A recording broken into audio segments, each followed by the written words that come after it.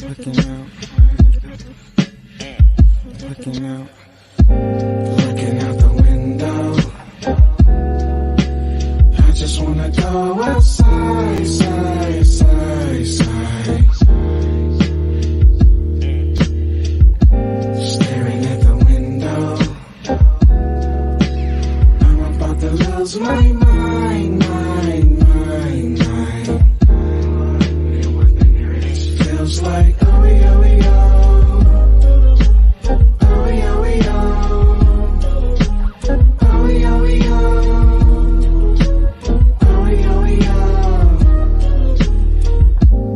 Looking out the window, thinking about my kinfolk. Thinking how they been broke, thinking how they sin though. They don't wanna believe that they chosen people. Trying to teach them good, but they steady choosing the evil. I've been steady looking out the window of my mind, discerning how the Most High been speeding up the time. They won't listen to scripture, so I put it in my rhymes. Worldly wisdom worth penny, scripture spitting out them dimes. But when your mind can't grasp your real worth, you choose what's bad for you until we'll understand its birth. The earth still giving into the hand of the wicked. My people under curses, they stay spiritually stricken till you repenting. I'm stashing tokens in heaven. You catch my drift. Not talking about 50 cent, man. Not talking about 50 cents. But that goes right over your head, boy. I'm looking out the window. I just wanna go outside, side, side, side. Staring at the window.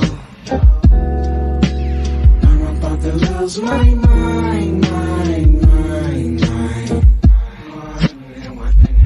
Feels like oh, oh, oh.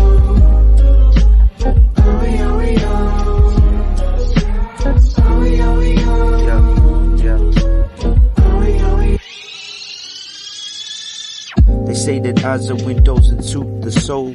A soul locked in the body, my eyes are window holes. But not one thing I see is something that can make me whole. It's all about the spirit, the hardest thing to control. But now I learned to check mine through the word.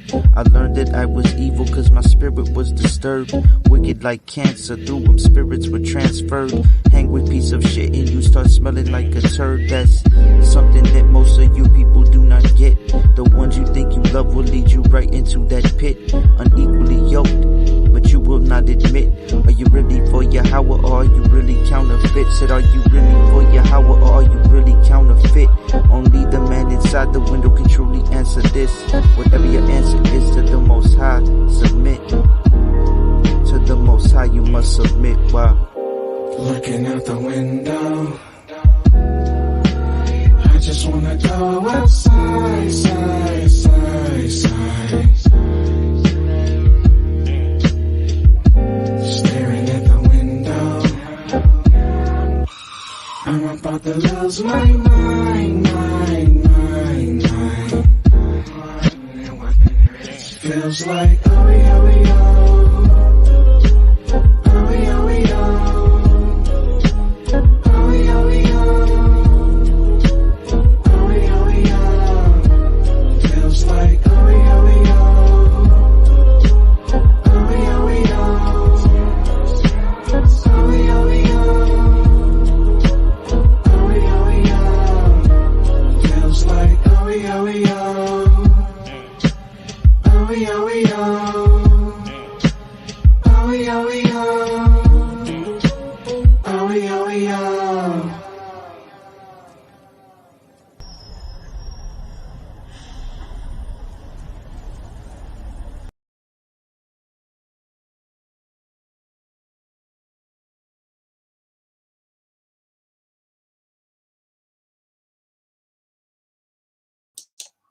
Shalom, shalom, mashpacha.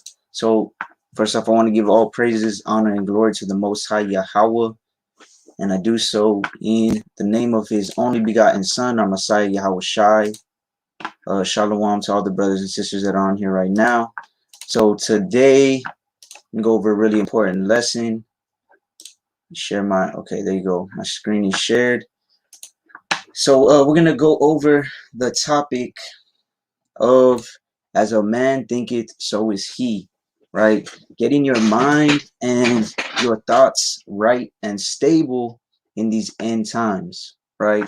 So we're going to start in Proverbs 23 and 7.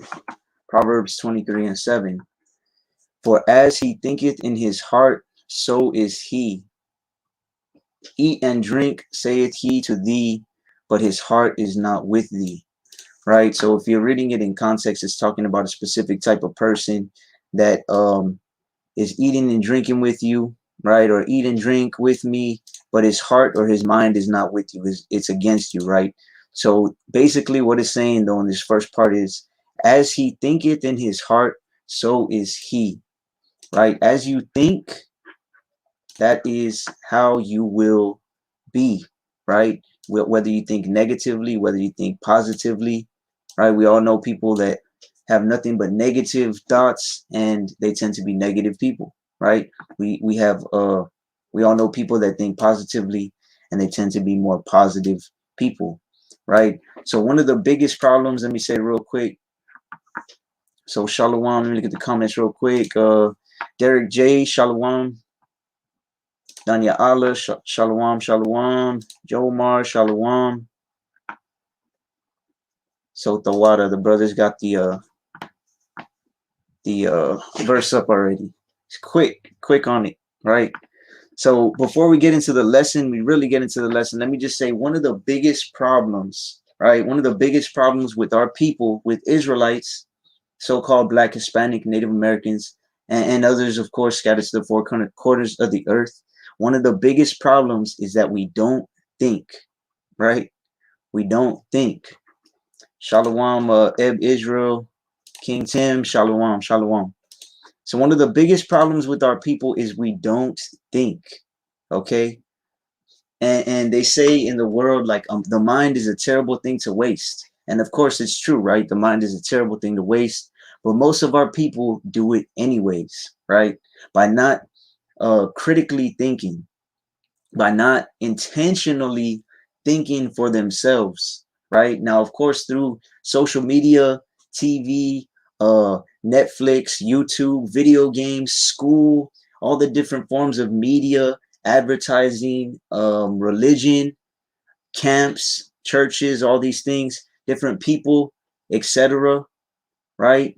We're being showed and told what to think, right? Our thoughts are being controlled, and our thoughts are being manipulated and filled with what all these outside entities want us to think, right?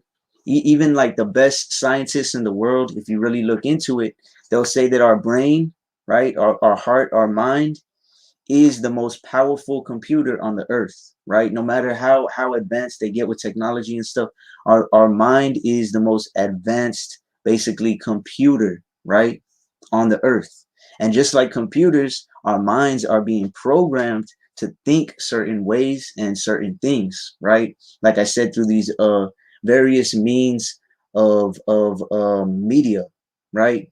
Especially in this day and age, how technology is such a big thing, right? Like it says in the book of Daniel, right?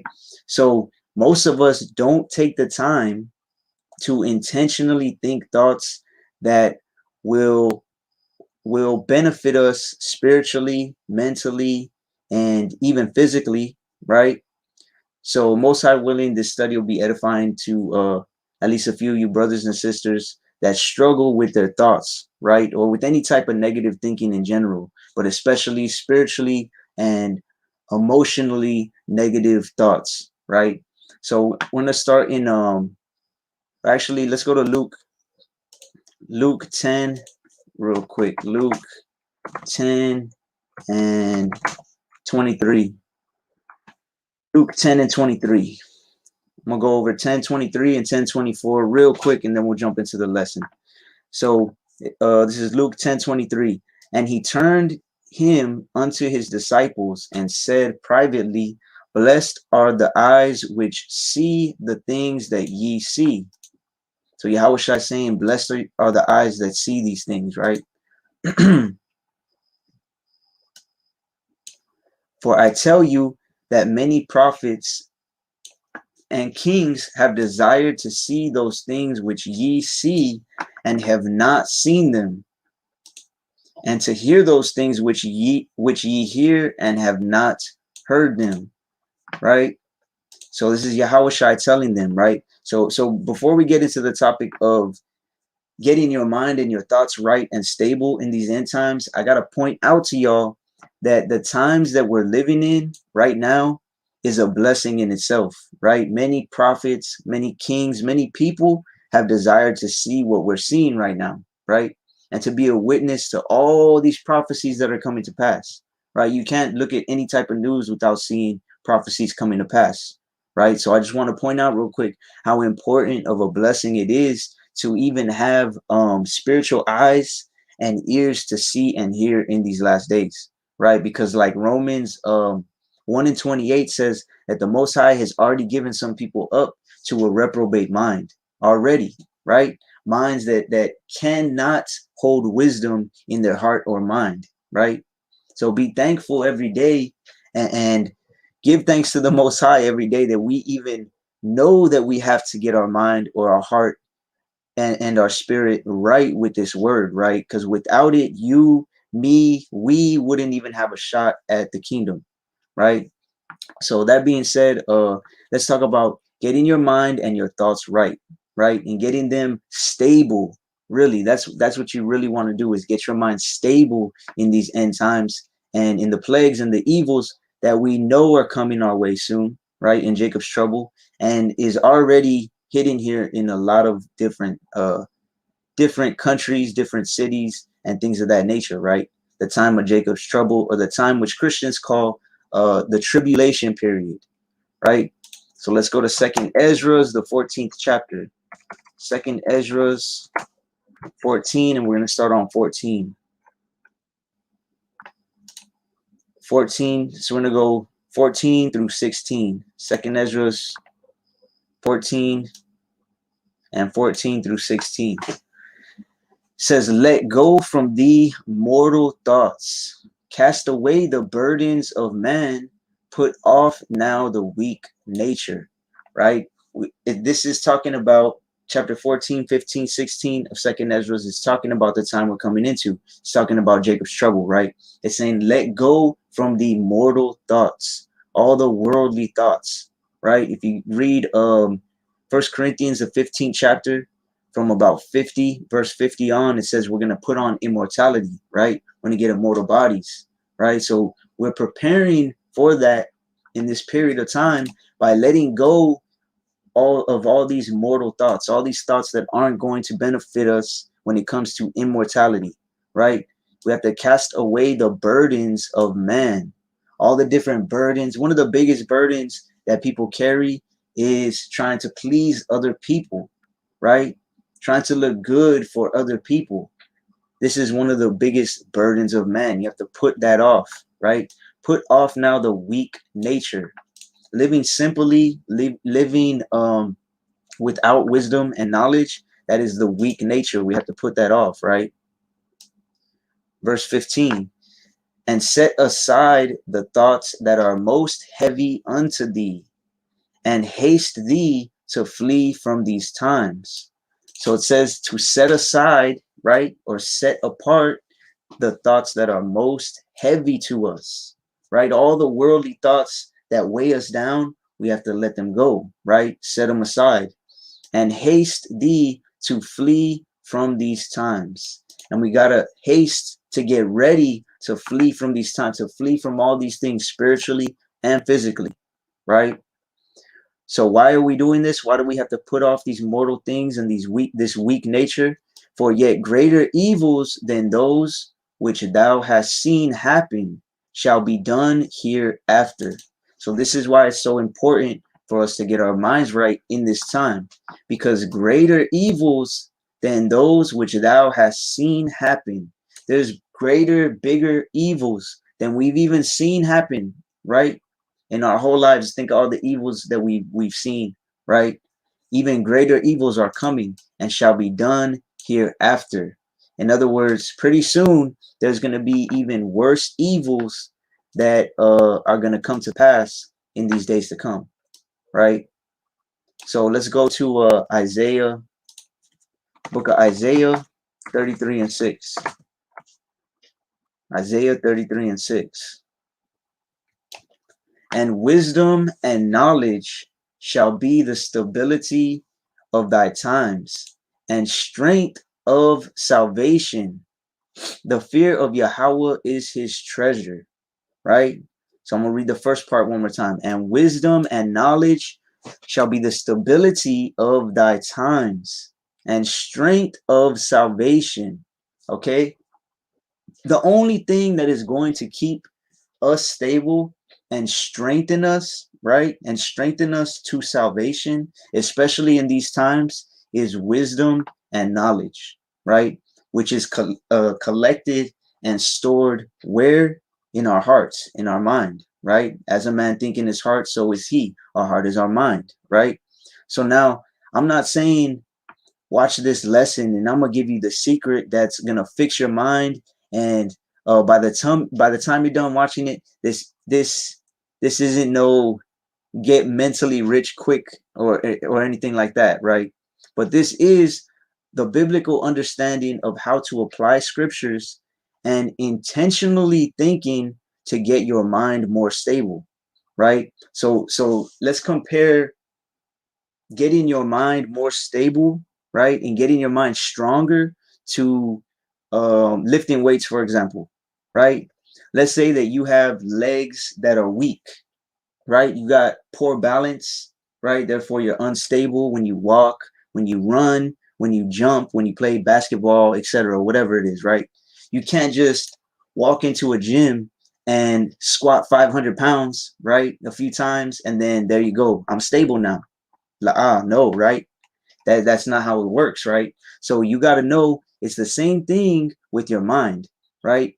And this is something that I personally have worked on for 3 years already, right? You have to strengthen and stabilize your mind night and day and night, right? Two a days is what we would call them back when I was training and like getting ready for a fight, right? When I would do MMA, we would do two a days. Where you got to do twice a day. Guess what? You got to work out, right? It's the same thing in the truth. You have to get your mind right at least 2 times a day, right? And that actually will go to Joshua.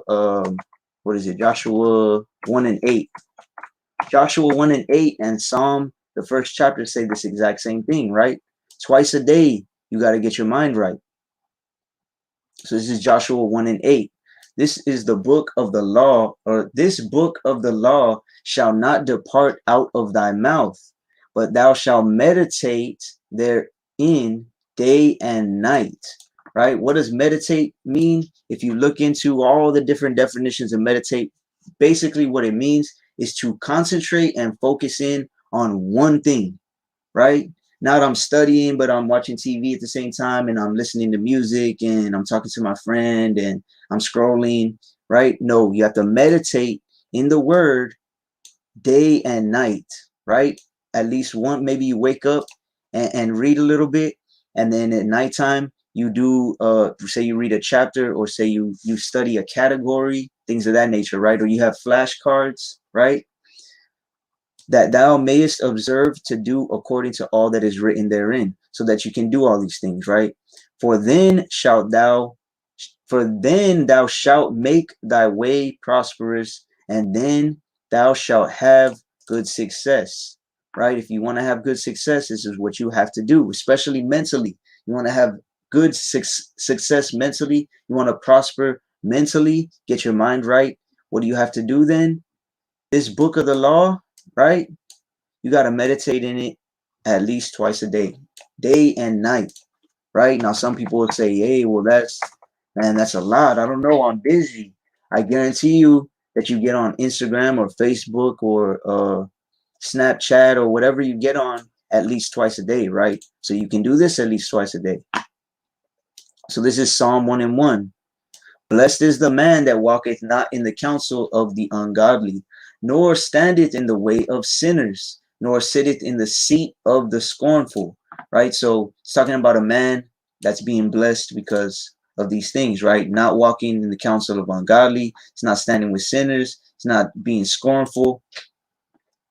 Verse 2, but his delight is in the law of Yahweh, and in his law doth he meditate day and night. Right? Day and night. Again. So we have to understand that both of these, Joshua 1 and 8 and Psalm 1 and 1 through 2, they both say meditate in the word day and night, and then you'll be prosperous, right? Then you will have good success, right? So you got to understand or overstand that getting and keeping your mind stable is literally a day-to-day process, right? You're either going to strengthen your mind every day or you are weakening your mind every day, right? Because just like working out, for those of you who've worked out, right? And if you work out consistently and then you miss a day or 2 days or say a week after being real consistent, you feel that strength or that stability that you lost, right? So the first thing I would say when it comes to getting a stronger mind, the most important thing at first is obviously getting in the Bible every day, at least twice a day, right? So let's go to 2 Corinthians, 4th chapter. I think it's 4:16. See, 4:16. So 2 Corinthians 4:16. For which cause we faint not, but though our outward man perish, yet the inward man is renewed day by day, right? Though our outward man perish, our outward appearance, our fleshly bodies are perishing, right? They are dying every day. Yet the inward man or woman, right? The spirit, the mind is renewed day by day, right? What is this talking about? It's talking about putting off the fleshly and worldly ways of thinking and thinking spiritually instead, right? And this goes back to what we just read. At least twice a day, you need to be in the word. You need to be filling your head with the spirit, right? Instead of the flesh, right? Because the flesh doesn't profit us anything. Yahushua said that. Go to John 6 and 63. John 6 and 63. It is the spirit that quickeneth, the flesh profiteth nothing. The words that I speak unto you, they are spirit and they are life, right? So the flesh, all the fleshly thinking that we have, it doesn't profit us anything, right? The words that I speak unto you, they are spirit and they are life. So what is Yahushua saying here? He's saying that fleshly, worldly, covetous, lustful way of thinking is not going to profit us a damn thing, right? But since, as long as we could remember, at least me personally, right? And then I'm sure most of y'all as well, we've had lustful, fleshly ways of thinking since we were real young, right? So how do we overcome that? The words that I speak unto you, they are spirit and they are life.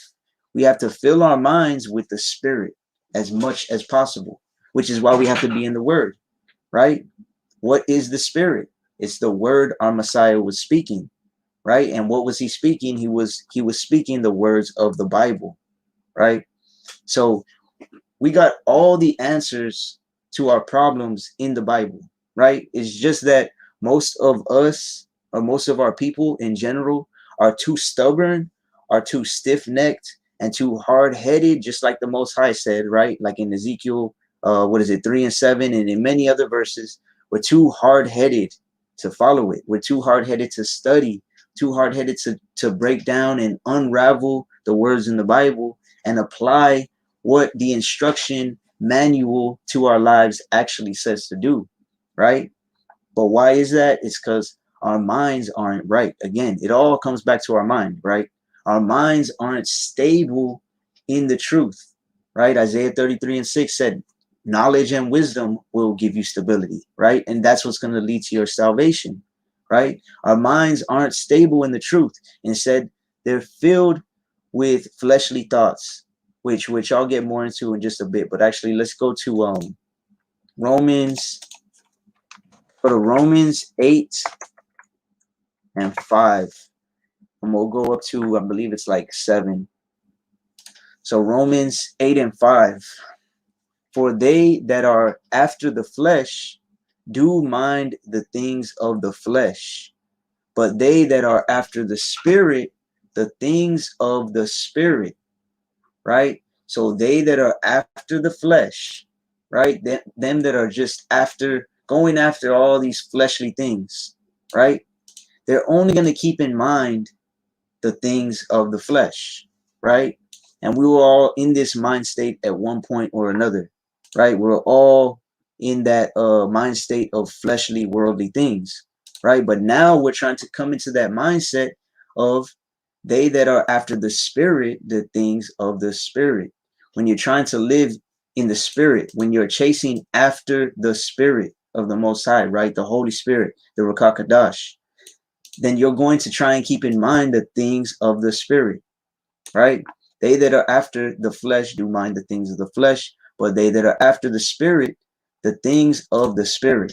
Verse 6, for to be carnally minded is death, but to be spiritually minded is life and peace, right? The more you have the spirit in your head, the more you get out of that carnal mindset, which is death, right? That carnal lifestyle, or like and I forgot the brother's name, but he always says that's a death style, right? To be carnally minded is a death style. It's not a lifestyle, right? To be spiritually minded, now that's a lifestyle because it leads to eternal life, right? And what does it bring you? It brings you peace.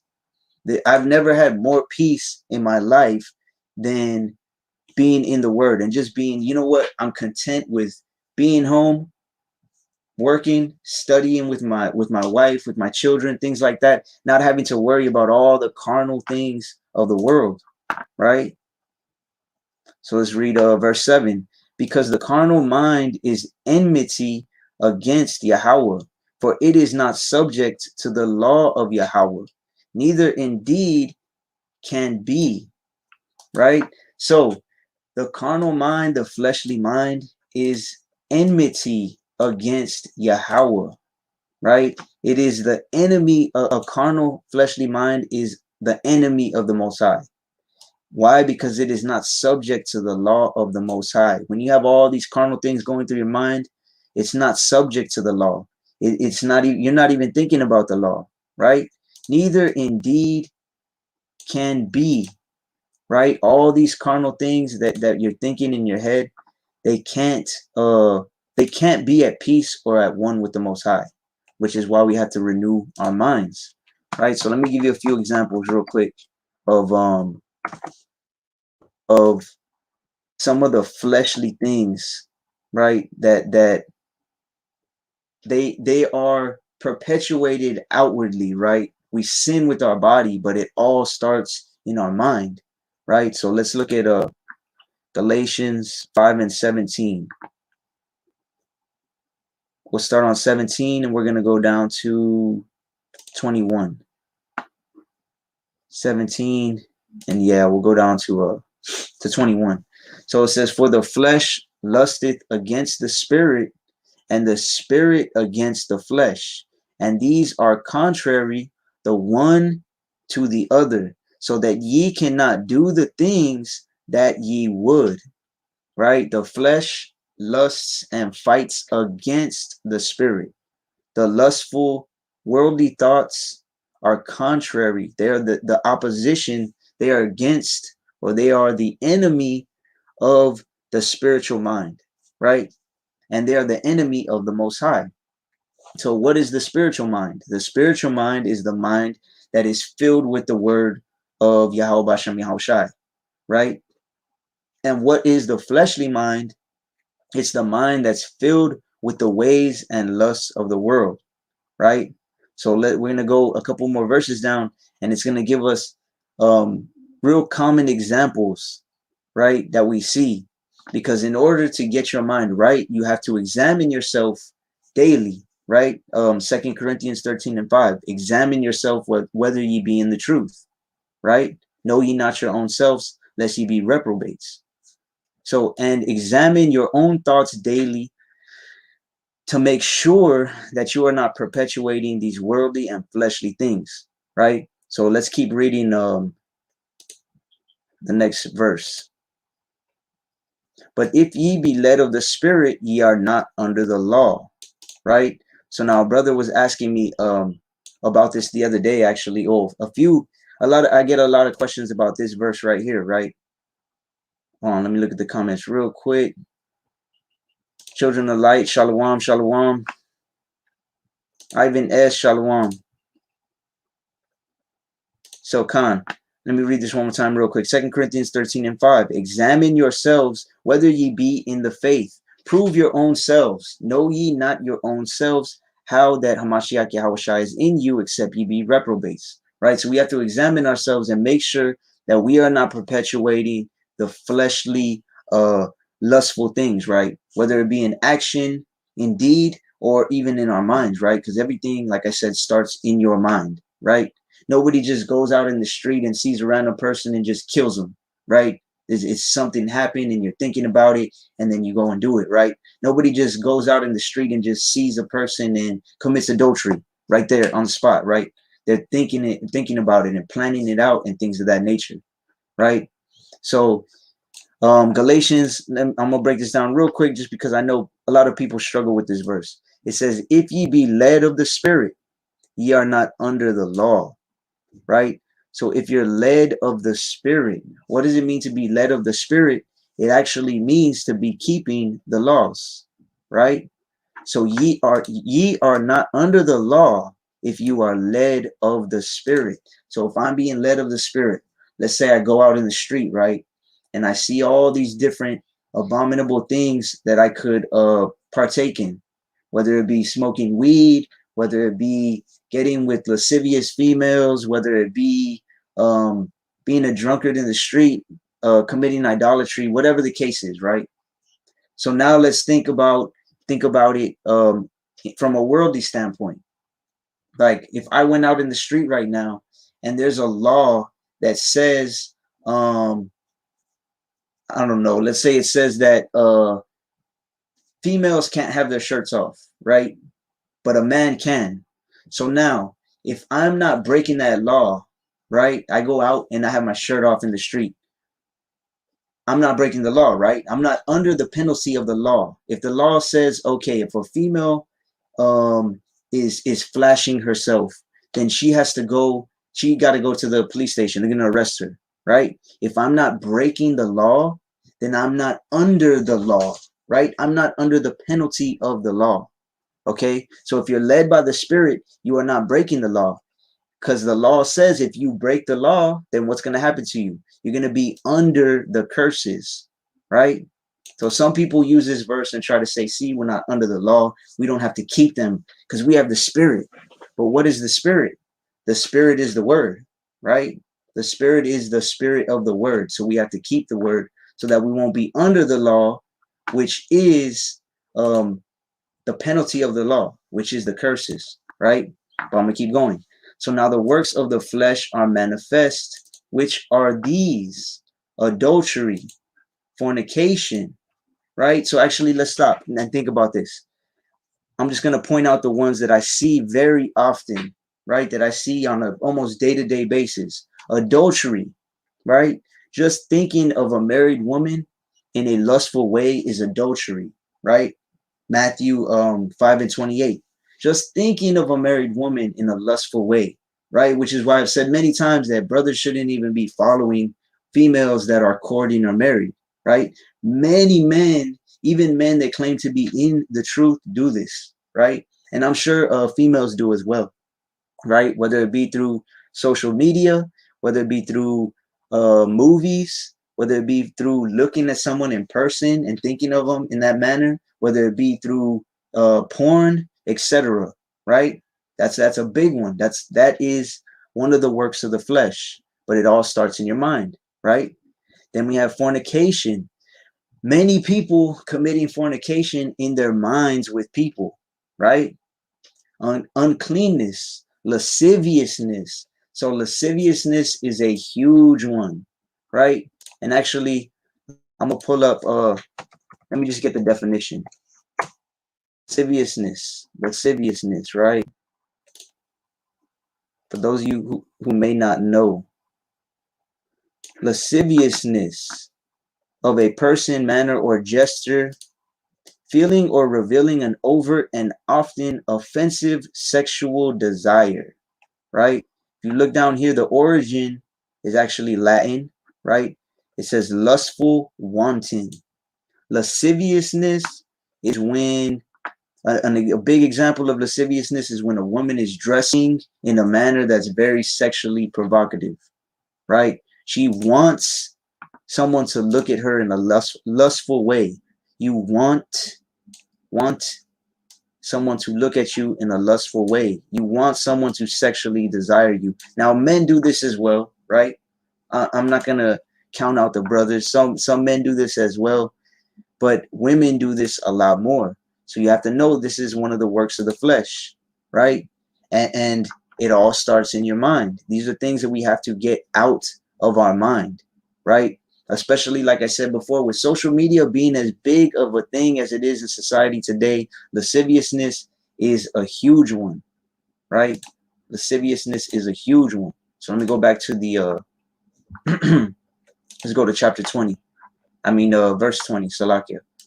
So then we have idolatry, right? A lot of people idolizing other people, whether it be celebrities, whether it be actors, actresses, whether it be social media famous people, right? Or even just friends, family members, idolatry, right? Then we have witchcraft, right?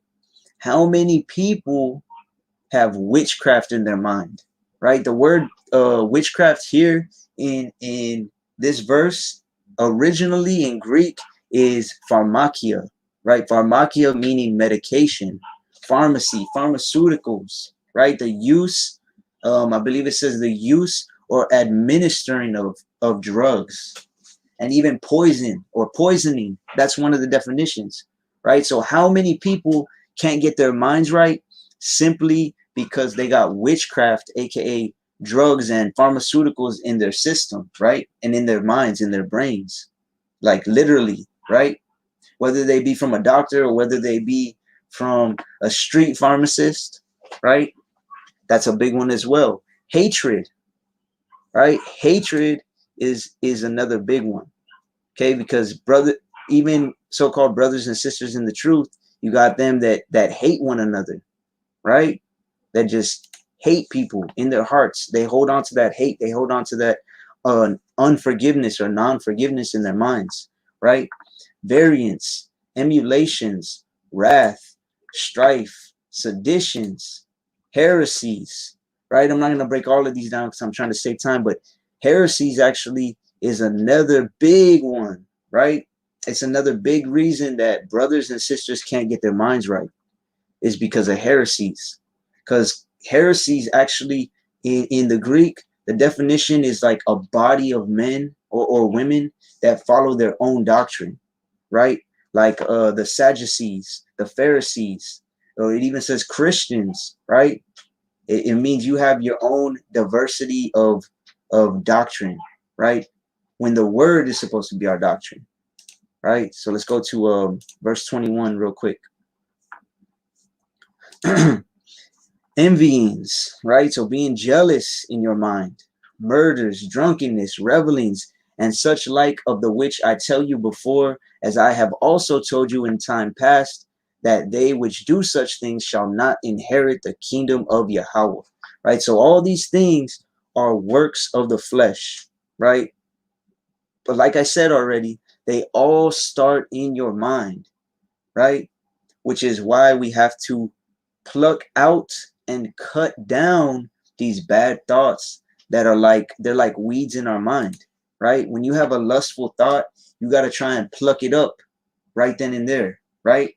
When you have a hateful thought, you have to cut it down. When you have an unclean or adulterous thought, are you going to consciously let it grow, right? Or are you going to pull it out? You're going to pluck it out, right? Because our minds are just like fields. They're just like gardens, right? Me and the brother Jomar made reference to this in a few different songs, right? Our minds are just like gardens. And our mind, like a garden, it doesn't care what you plant, right? If you go you buy a field and you plant wheat in the field and you water it, right? You give it attention, guess what? It's going to grow, right? If you plant poison ivy or thorn bushes, right? And you water them and give them attention, they're going to grow, right? It's the same thing with our hearts and our minds. If you are consciously, or not even consciously, if you are consistently planting spiritual seeds, right, and you water them and give them attention in the form of reading Bible verses, praying, just surrounding yourself with people that are on the same mission as you, right, with the same goal as you to make it to the kingdom, then guess what? Those positive and spiritual seeds, they're going to grow, right? And they're going to better you as you water them and as they get watered by other people, right? And if you give them more attention, then guess what? They're going to increase more and more. But if you plant negative thoughts in the form of doubtful thinking, in the form of fearful thinking, in the form of negativity, hatefulness, being envious, jealous, all these types of thoughts, right? Having people around you that are negative all the time, they're going to grow in your mind too, right? Your mind doesn't care what is planted or what is plucked out, just like the field, right? So what really keeps me personally vigilant of everything that happens, right? When I try and stay aware of everything, but especially of my thoughts, the number one thing is having that goal in your mind, right? Your goal or goals, right? That's what really is going to decide what you think about many times, or what you pluck out when you're thinking of something many times, right? If your goal is, for example, to make it to the kingdom, right? Or maybe your goal is to not be under these curses anymore. I've been going through this curse. I want to get out of it, right? Then when negative and unprofitable thoughts pop up in your head, what are you going to do? You're going to have that goal in mind. You're going to start thinking of it right away. And that goal, you're going to know that goal outweighs those negative thoughts, right? You're going to know that these unprofitable thoughts and things are going to lead me away from my goal, right? And you'll begin to train your mind in time to pluck out those thoughts immediately and replace them with something that's actually profitable, right? Let's go to 2 Corinthians, I think it's 6 and 9. Or is it 9 and 6? Salaki, I think it's 9 and 6. Khan, 9 and 6. So going along with that, right? This is 2 Corinthians 9 and 6. But this I say, he which soweth sparingly shall reap also sparingly, and he which soweth bountifully shall reap also bountifully. If you only sow a little bit, you're only gonna reap a little bit, right? If you sow a lot, you are going to reap or get out a lot, right? So using this spiritually, right, the less and less positive and spiritual thoughts, or the less positive and spiritual seeds you plant in your mind, the less and less positive actions and thoughts and blessings you're going to reap, right? But the more and more positive and spiritual seeds you plant, the more you're going to reap, right? If you only study a tiny bit, you're only going to get a tiny bit of understanding. If you only have 2 positive thoughts in your whole head the whole day, guess what? They're going to get smaller and smaller, right? If you have a field that has 2 watermelons planted in it, 2 watermelon seeds, and the rest of your field is full of thorns, right? Thorn bushes. Well, guess what? Those thorn bushes are going to overgrow everything, and you're not going to have nothing left at the end, right? An example of that for me, I guess, could be one time it's very rare that I have dreams that are like bad or have like spirits, things of that nature in them, right? I used to have a lot of them. But an example I could give you is that, and I've given it before, um, a while back, me and my rib were watching that show, The Flash, right? And there was this like, I guess, bad character or whatever, and his veins would turn black. Even the veins on his face, he would have like black coming out of him and stuff. And he would like reach out and touch people, and this black stuff would come out of him, right? And it would go into other people. And I was like, man, like it just didn't sit well with me. You know what I mean? It didn't sit well with me at all. And I even told my rib, I was like, you know what? I don't even want to watch this no more. And I stopped watching it, whatever, right? And I told her like, man, that's literally a representation of like an evil spirit, of like a demon, or like Satan, right? Going into other people and stuff. How it says how Satan went into Judas Iscariot, right? But anyways, the point I'm making is when I started having I had a bad dream that night, right? And from a long time ago, maybe a year or two back, we had this sister that was living with us temporarily, and she would have bad dreams too. And I remember there was a board up on the wall, like a dry erase board, and we wrote Proverbs 18:10 on it, right? Which says, "The name of Yahweh is a strong tower; the righteous runneth into it and is safe," right? And are safe.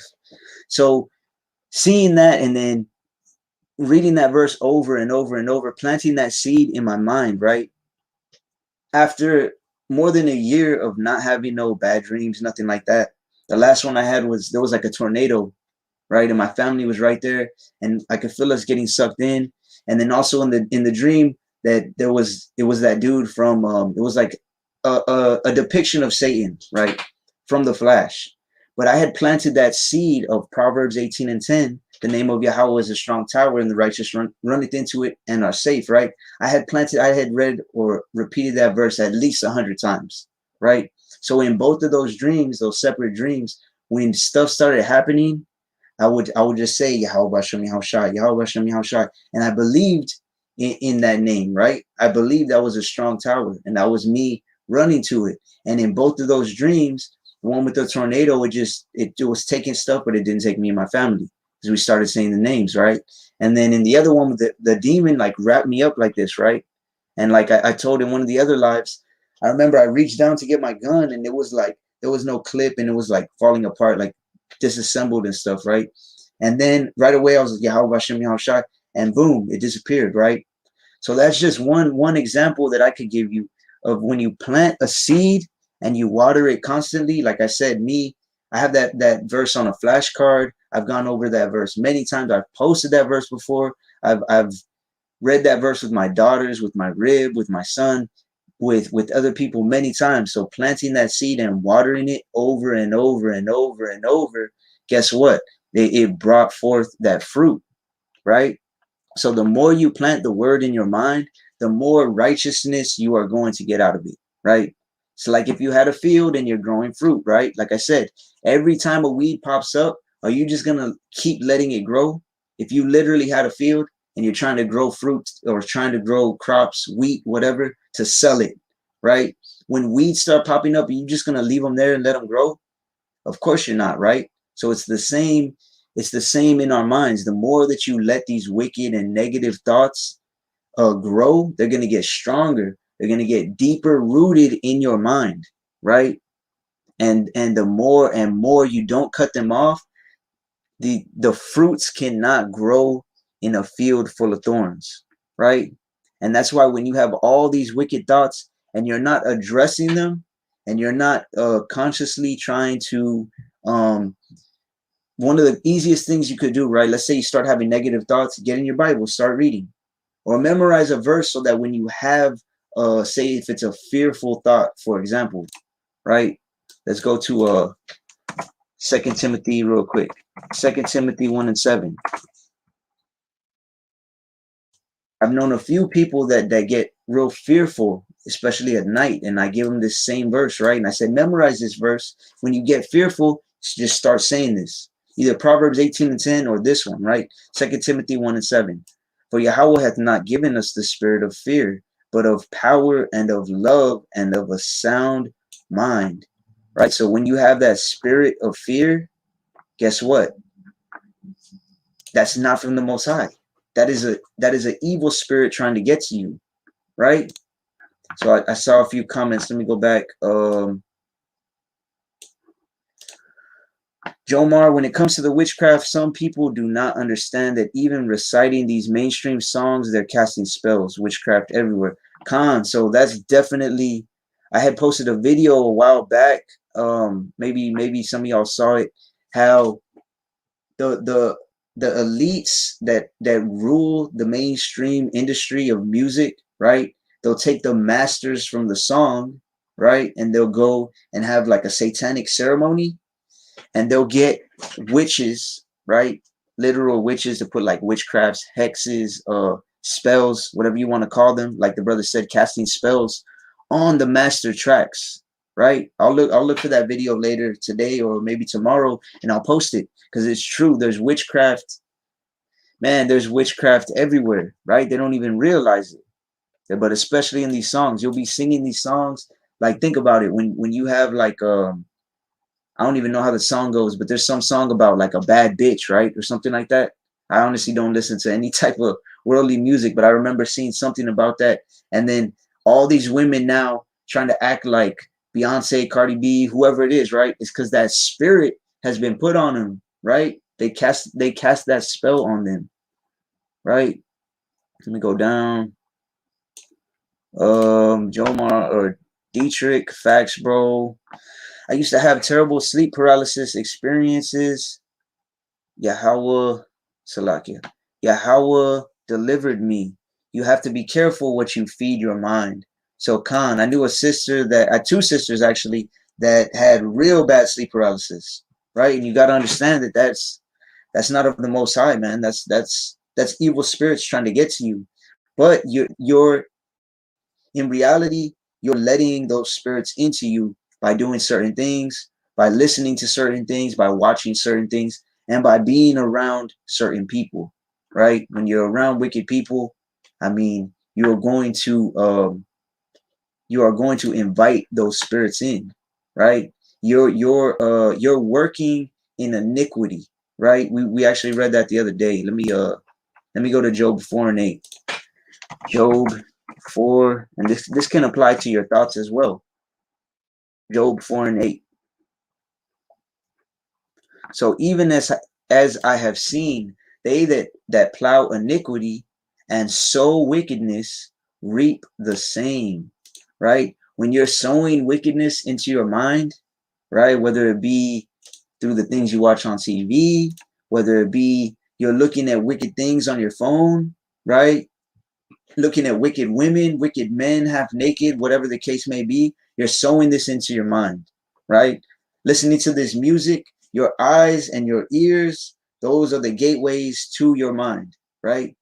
When you're hanging around wicked people, you're seeing them do wicked things, you're hearing them, all this wickedness, it's getting sowed into your mind, whether you realize it or not, right? And that's why you end up reaping the same.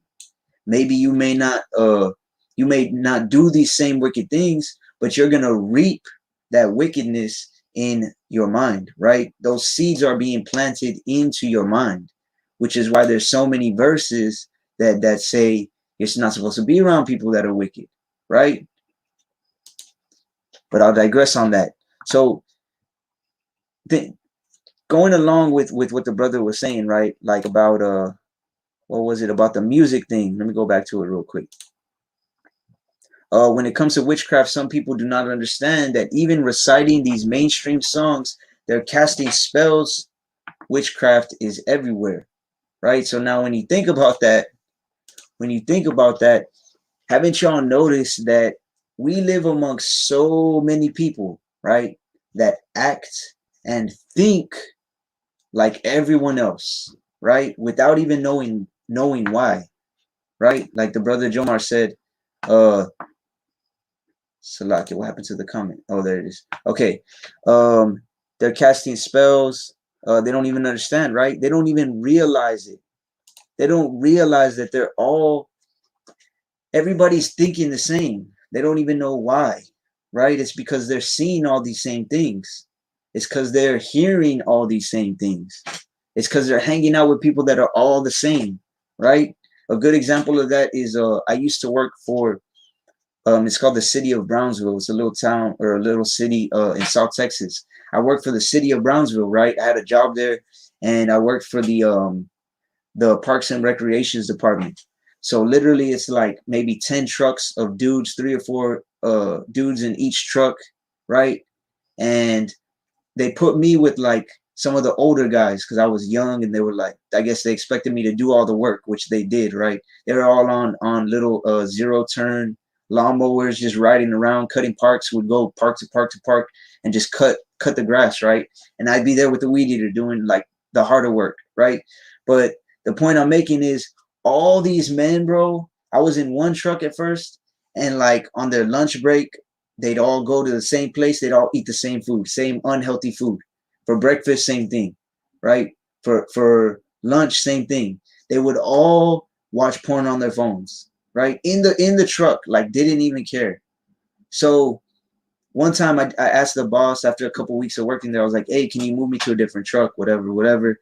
And he was like, well, why do you want to move? With somebody or something wrong, blah, blah. I didn't want to be a snitch at the time, right? I was like, no, nothing's wrong. I just want to move to another truck, whatever. And he was like, okay.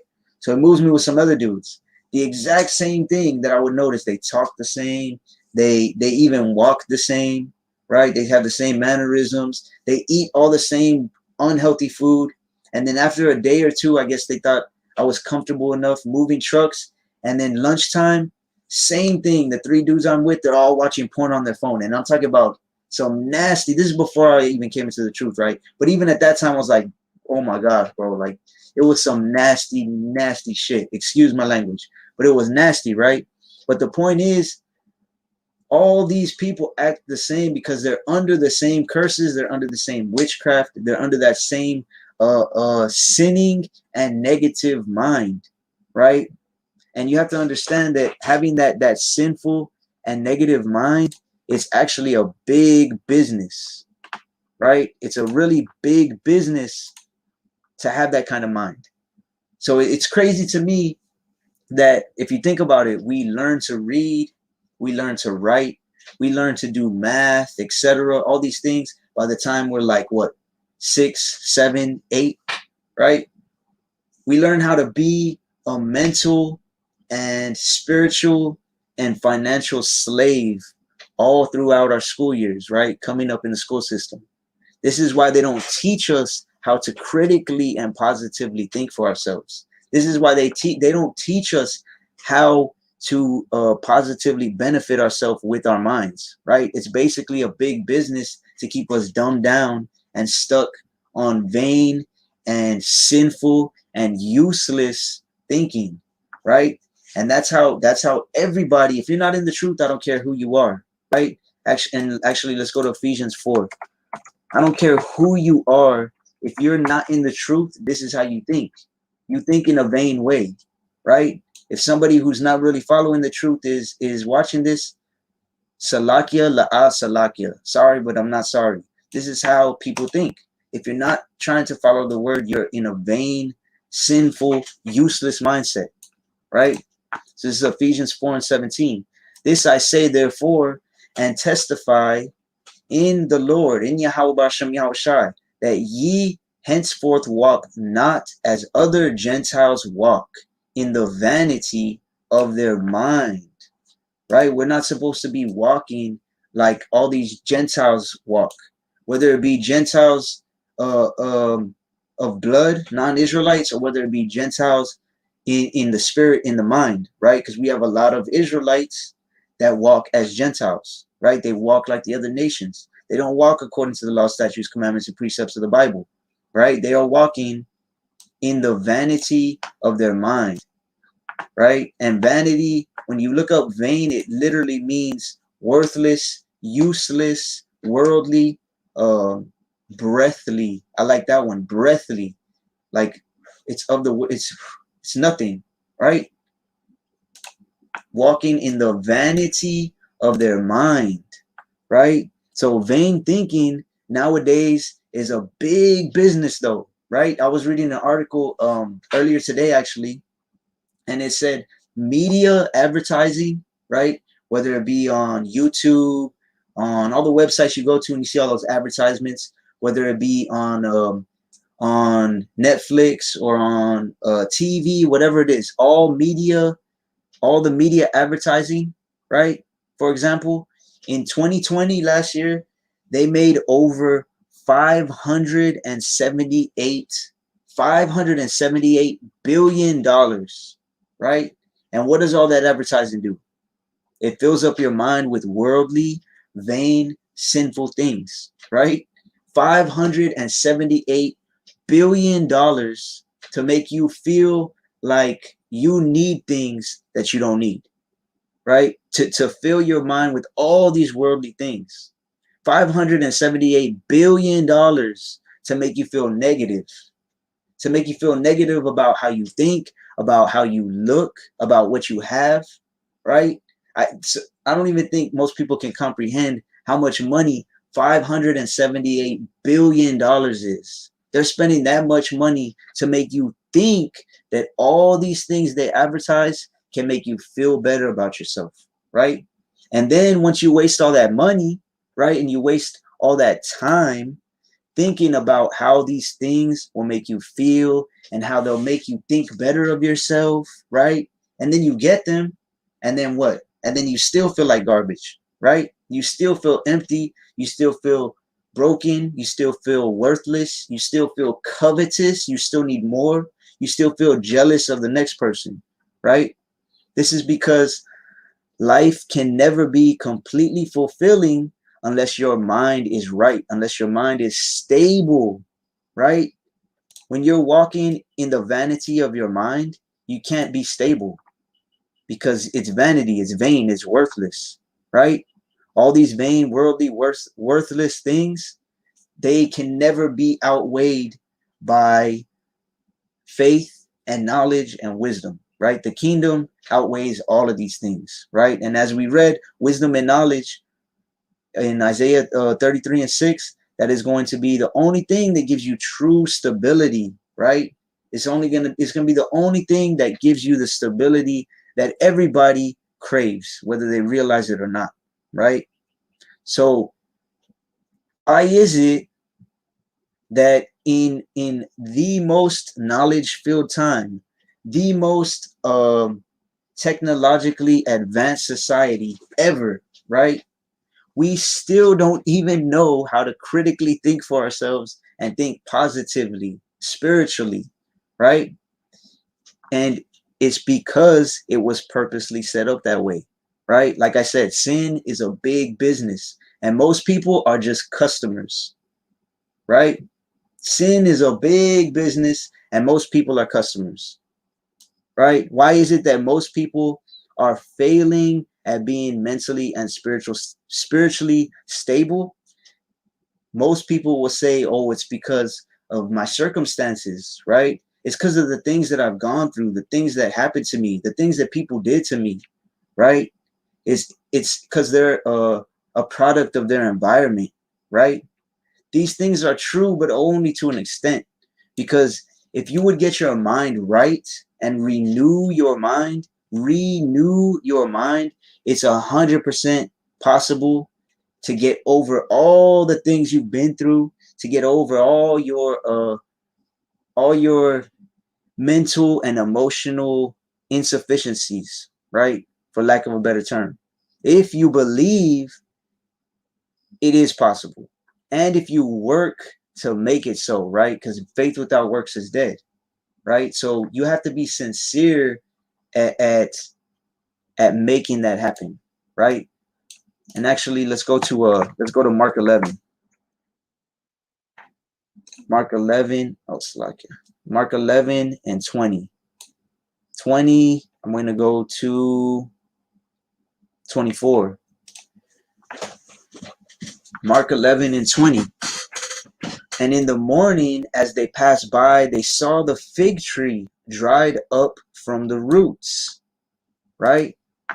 So this is the disciples and Yahushai.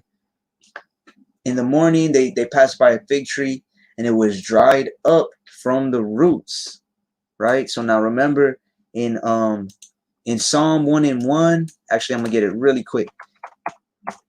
In Psalm Salakia, in Ezekiel, in Psalm 1 and 1, in Proverbs, in many, many verses, they compare a man or a person to a tree.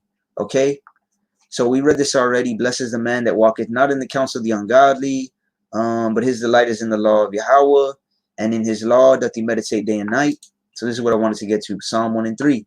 And he shall be like a tree planted by the rivers of water, that bringeth forth his fruit in his season. So when you're following the word, you're going to be like a tree, right? Planted by rivers of water.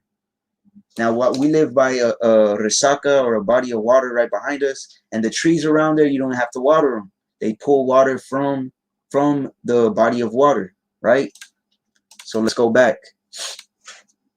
So Mark 11 and 20. And in the morning, as they passed by, they saw the fig tree dried up from the roots. So now it's a literal fig tree, but we got to think about what it means spiritually.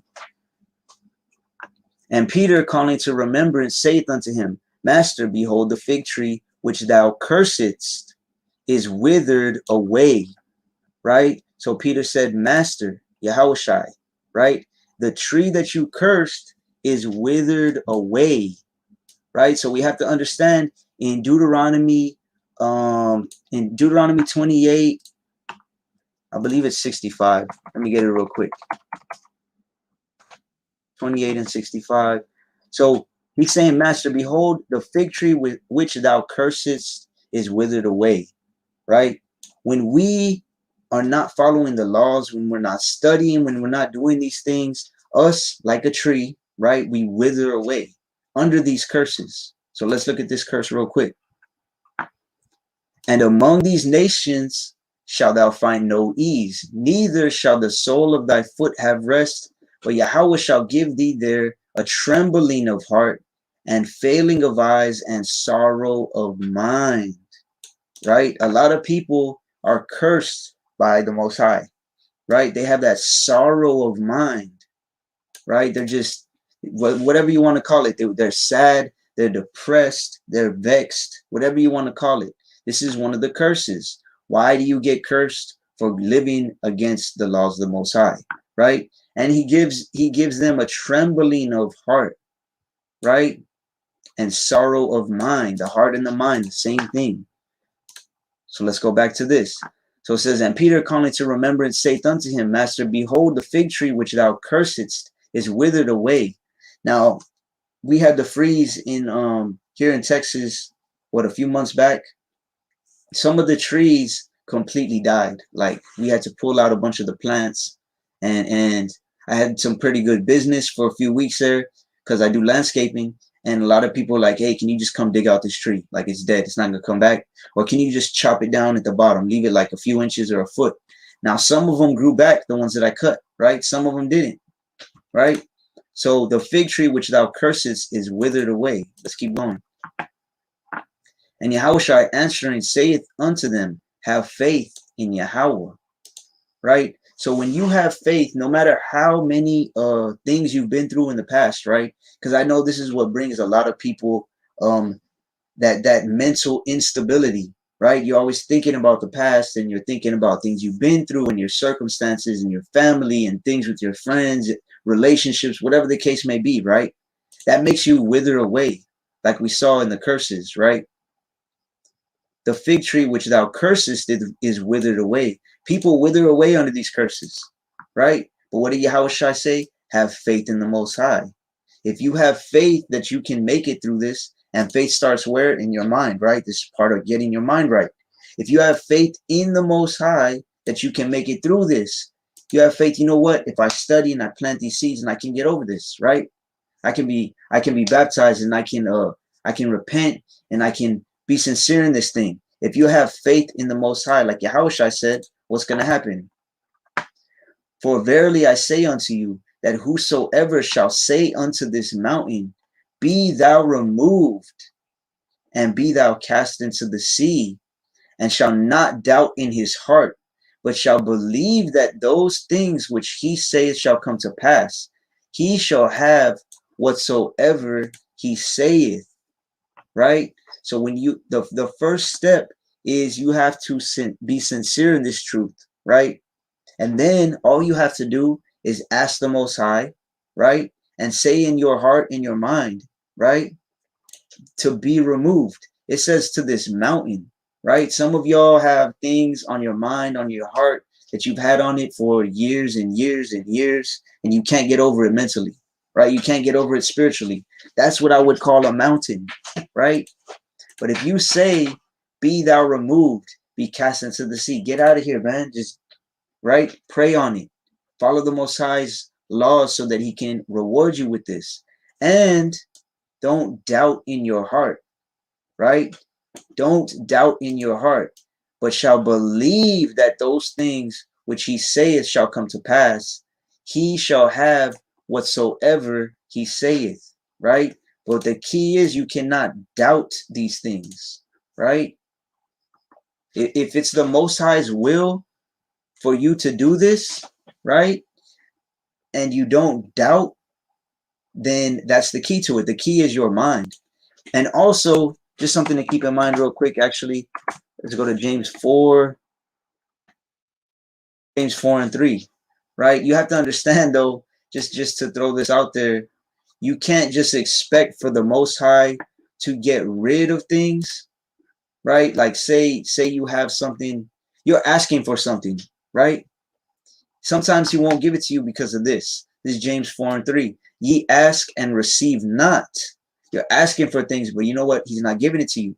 Because ye ask amiss, that ye may consume it upon your lusts. Right? A lot of times people ask for certain things, and they're asking amiss. They're not asking for the right reason, right? They're asking so that they can consume it upon their lusts.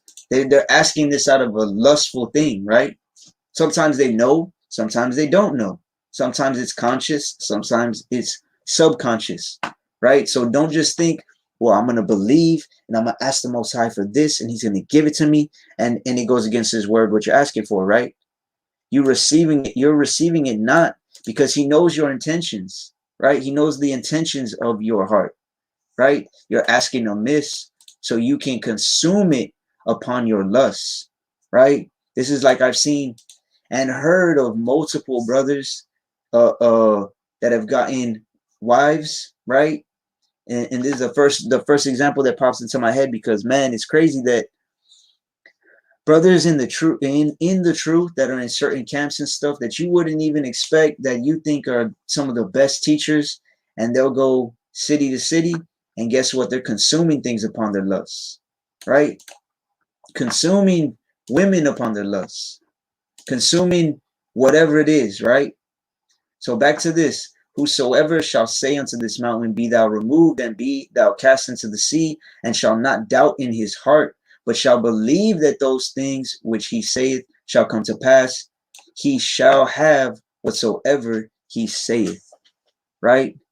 So if you have faith that you can get your thoughts and mind right, that you can get these things out of your head, anytime you set a goal in your mind or even out loud verbally, right? You then have the choice to plant seeds, and you either plant seeds of faith or you plant seeds of doubt, right? Because you can ask for something in a prayer and then immediately in the next minute, in the next few minutes, in the next few days, oh, well, I didn't get it yet. No, I'm probably not going to, you get all doubtful, right? And you're already planting these seeds of doubt in your head instead of planting seeds of faith, right?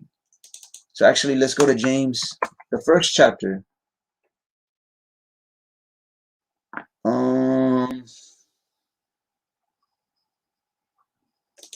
Let's just read verse 6. I'll get straight to the point because I still got a few more verses I want to go over. So James 1 and 6. But let him ask in faith, nothing wavering. For he that wavereth is like a wave of the sea, driven with the wind and tossed, right?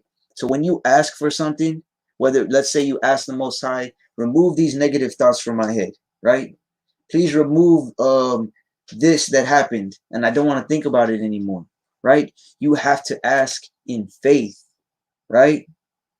You have to ask in faith.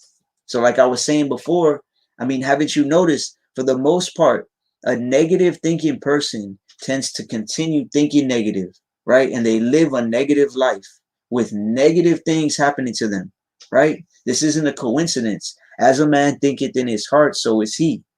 A woman who says all men are garbage, right? And she continues to get garbage men, right? A person who says they just can't get it together. I just can't keep walking that straight path. I can't walk that right path.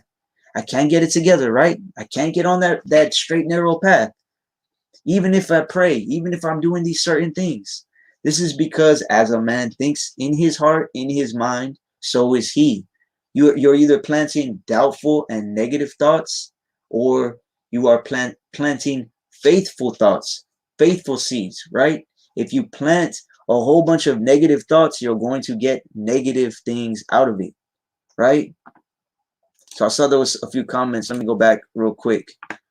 Jomar,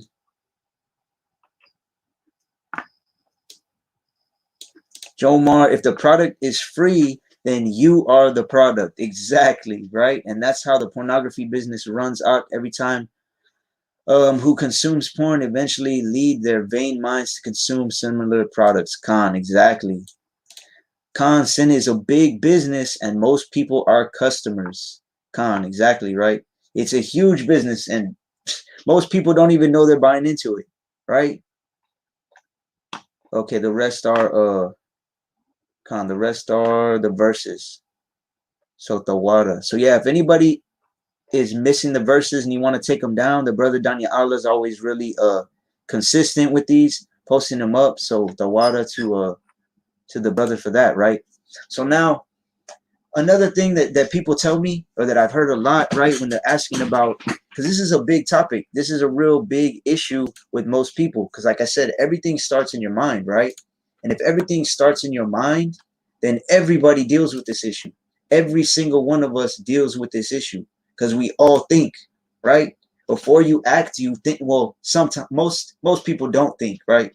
But this is why I'm saying you have to consciously plant positive thoughts in your mind, right? But some people say something to the effect of, I mean, sometimes it's just impossible to stop thinking bad, right? It's impossible to stop thinking negatively for some people, right? And there's two things I could say to that. The first thing I could say, maybe, possibly, and I'm not saying the final judge, right? But in Romans, the 6th chapter, I'm not even gonna go to it because let me see. I've already been on here what, an hour and 17 minutes, and I still got a lot of verses I want to go through. But in Romans, the 6th chapter, I mean the Salakia, the 9th chapter, it says there's a vessel made to honor, a vessel made to dishonor, right? I did a whole live on it, right? The potter and the clay, vessels made to honor, vessels made to dishonor. If you haven't seen it, you can check it out. That might be possibly why you can't get negative thoughts out of your head, right? But the other thing could just be that you haven't learned to renew your mind yet, which I'm gonna get that verse in just a minute. But let's go to Romans 7 real quick first. I'm gonna start on 21 or 20. Let me see. Yeah, 21. Start on 21. So Romans 7 and 21.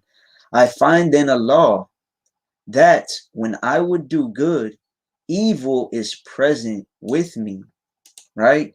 This is a law. This is something that's consistent, right?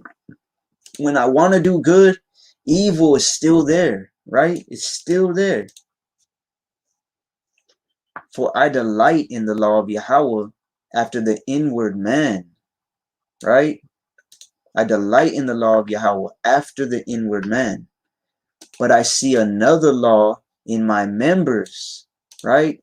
So that inward man, let me go back real quick.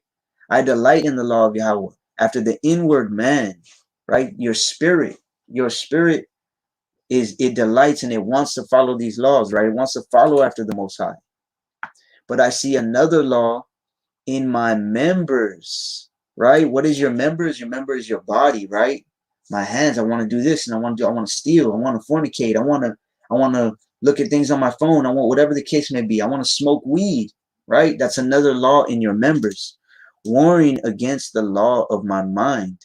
It's going against your flesh is against your spirit, just like we read earlier, and bringing me into captivity to the law of sin, which is in my members, right? So I'm sure we've all been through that situation where you're like, you're put in the position, okay, I can do this, but you know what? That's against the Most High. No, I don't want to do it. And then you're like, man, but I really want to, but no, I can't. But I really want to, but no, I can't. And then you want to give into it, right? That's what this is talking about. I see another law in my members, warring against the law of my mind. Your mind wants to follow this law, but your flesh is going against it. It's fighting against it, right? And bringing me into captivity to the law of sin, which is in my members. Verse 24, O wretched man that I am, who shall deliver me from the body of this death? Who or what is going to deliver us from the body of this death, from our fleshly body, right? Which leads to death, right? Next verse.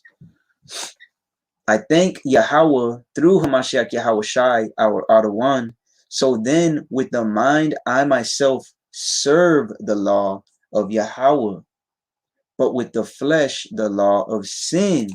So he's saying with his mind, he serves the law of the Most High, right? Salakia. But with the flesh, the law of sin. This is why it says you have to live. This is why Yahushua said in John 6:63, the flesh profiteth nothing, right? It's the spirit that quickeneth, the flesh profiteth nothing. The words that he speaks are spirit and they are life, right? We have to live in the spirit to the best of our ability. And we have to live in the word to the best of our ability so that we're not following that law of sin, which is the flesh. It's your body. Your body wants to do these things, right? You want to do all these things, right? So then how then do we get our minds, like I said before, stable? How do we get our minds established to the point where, okay, I'm going to follow the word. I'm not, you know what? No, I'm living in the spirit. I'm not going to follow. I know I can do that. And it's going to please my body for a few seconds. And then afterwards, I'm going to feel horrible about it for weeks, months, whatever the case is. Right. So let's go to Proverbs 16:3. Proverbs 16:3. Commit thy works unto Yahweh, and thy thoughts shall be established, right? Commit your works to Yahweh. How do you commit your works to Yahweh? Let me go up real quick. Okay, Khan. So let me ask that. I haven't asked the question throughout this whole lesson. What's some examples?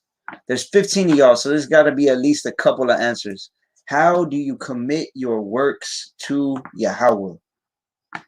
What would be an example of committing your works to Yahweh? Anybody?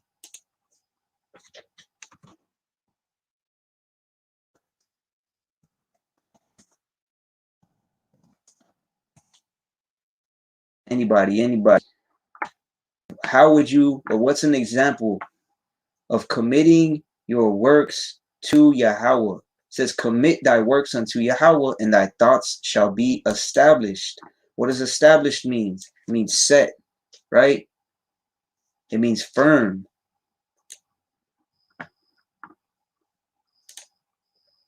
I got no answers yet. I'm going to wait until at least a couple of y'all answer, right?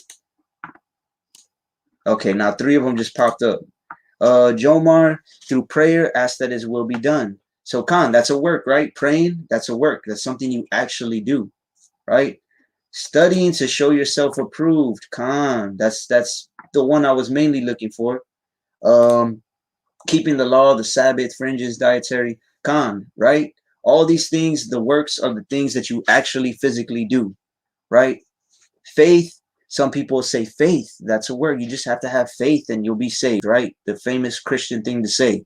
But actually committing your works, faith without works is dead, right? As is the body without the spirit, so is faith without works, right? So let's go to let's actually go to this one. The brother Righteous Soul said, studying to show yourself approved. So obviously praying, we should be praying daily, multiple times daily, right? Like it says in First Thessalonians, pray without ceasing. You should be praying all throughout the day. Like it's already that seed has been planted so many times in my mind. I'll wake up in the morning and I won't even know what time it is, and my eyes will be closed, and I'll just start praying. Like that's just the normal reaction when I wake up. Right throughout the day, if you're working and you have time and you can pray, pray during when you're working. When you eat, pray before, after you eat. Right before you go to sleep. If you have children, go pray with them before they go to sleep. So like the brother Jomar said, praying, asking His will be done, of course, right?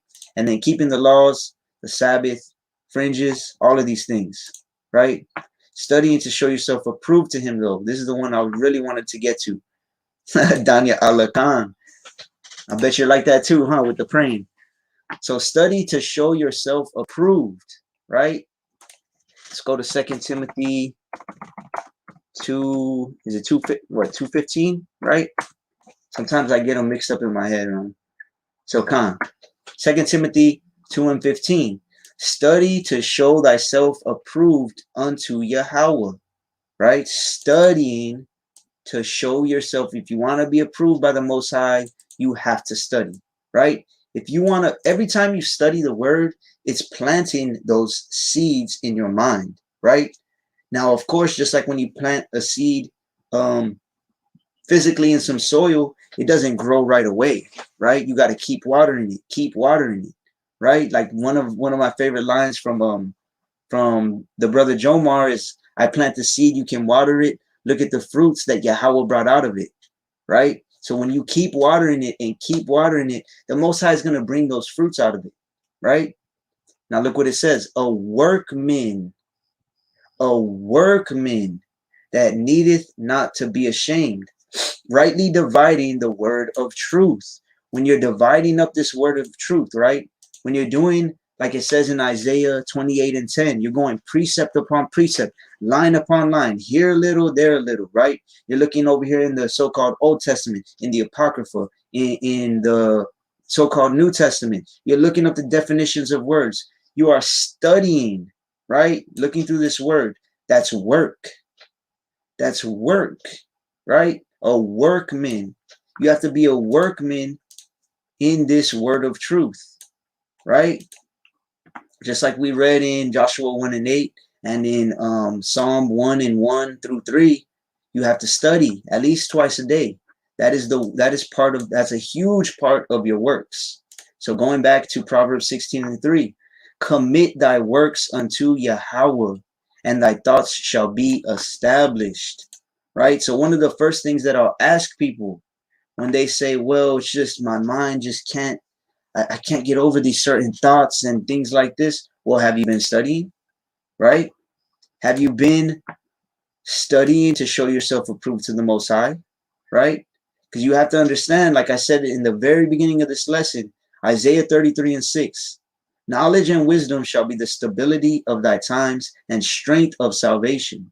You have to realize having a stable and a sound mind and being able to have good or positive spiritual thoughts, whatever you want to call them, that is a huge blessing. Because in these last days, the only thing that's going to keep you safe is a stable mind with knowledge, wisdom, and understanding, right? So are you studying to show yourself approved to the Most High? Or are you kind of studying? You're half-assed studying. You're lukewarm studying. You're studying a lot one day, and then the next day you forget, or you know what, I'm just going to read. I read a couple verses on Instagram. That's not studying, right? You have to be a workman and divide up this truth. And another thing, like I've spoken about many times, some people will say, well, I read 3 chapters today. Okay, well, what did you learn from it? Oh, you got to have faith and, pray. And that's not rightly dividing the word of truth. That's not work to just read a few chapters. You know what I'm saying? You could read a whole chapter and you just read straight through it, and then you spend 10 times as much time just scrolling on Instagram, right? That's not being a workman, right? So that's why the Most High is not blessing you with thoughts that are positive and that are benefiting you, right?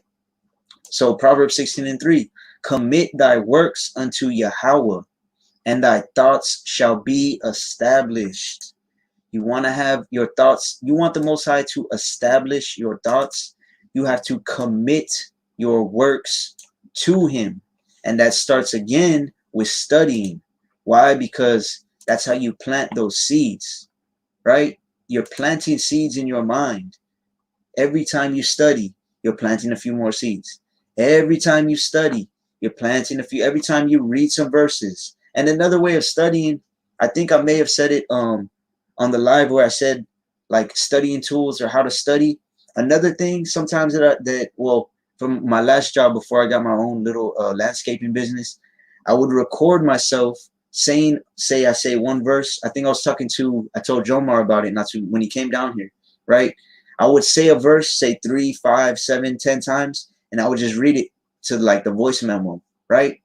And then I have another verse and I do the same thing. And I make 20, 30 minutes or however many, maybe sometimes it was by time. Sometimes it was like, I'm going to do 10 verses today, 7 verses today, record them over and over, right? Then I put my headphones on while I'm working and I just be hearing these over and over and over and over, right? I used to be into like Buddhism, right? And I used to have I have this nasty Buddha on my arm, right?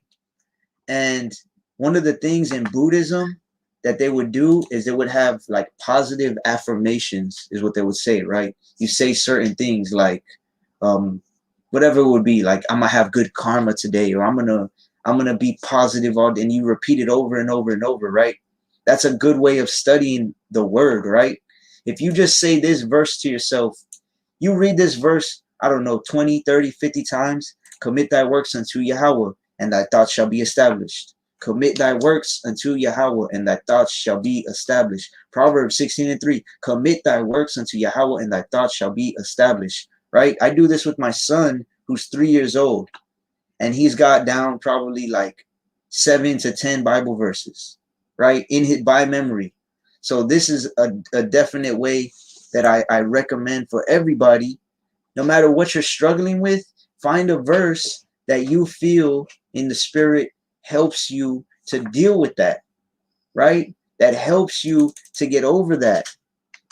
Like, or actually, I'll pull up that verse that was right there. 2 Timothy 1:7. Anytime, like the brother said, he used to struggle with sleep paralysis, right? I've known like 3 different sisters that have hit me up and said, I'm struggling with sleep paralysis. And this is what I told them. You read the verse over and over and over. Keep planting the seed, keep watering the seed in your mind, right? 2 Timothy 1:7. For Yahweh hath not given us the spirit of fear. So the first part, you're telling yourself, look, this spirit is not coming from Yahweh. This is an evil spirit. But of power and of love and of a sound mind. A sound mind. The Most High gives us the spirit of a sound mind, right? When you commit your works to him, this is the most beneficial, I'm telling you, this is the most beneficial thing you can have, a sound mind, right? Just being around the wrong people will take you out of the spirit of having a sound mind. Just watching the wrong things on TV, just listening to the wrong type of music, like the brother Jomar said, will take you out of having a sound mind, right? Just being around certain people, watching things on TV, hearing music can give you that spirit of fear, put spirits on you. You wake up in the middle of the night covered in sweat, or you have sleep paralysis. Like I said, I know many people that have sleep paralysis, right? And you have that spirit of fear, and that's not coming from the Most High, right? But getting back to the point, why is that happening? Because you are not committing your works to Yahweh, right? When you start committing your works to Yahweh, I guarantee you 100%, your thoughts are going to start being established, right? you're going to start thinking like, for example, one brother had told me, hey, man, I'm doing real good, keeping Sabbath. I got my fringes. I'm teaching my family the word, right? I'm starting to respect my parents more. He was struggling with arguing with his parents, things of that nature. But he was like, you know what? The one thing that I'm struggling with though is when I look at sisters, like, man, it's like I look at them and I just get to that lustful thinking, right? I get to that lustful thinking, which is why it says commit your works to Yahweh, and then he will start establishing your thoughts, right? So studying, like I said, is one of the biggest things to get out of that spirit, committing your works to the Most High, right? Because you have to understand that. Let me go to what is it, 3:16? Oh, Salaki. 2 Timothy, I think it's 3:16. Khan. So all scripture is given by inspiration of the Most High, and is profitable for doctrine, for reproof, for correction, for instruction in righteousness, right? So when it says commit your works to him, and we read, when you study, right? When you're studying, you are a workman, you're working, right? So you need to use the word as reproof.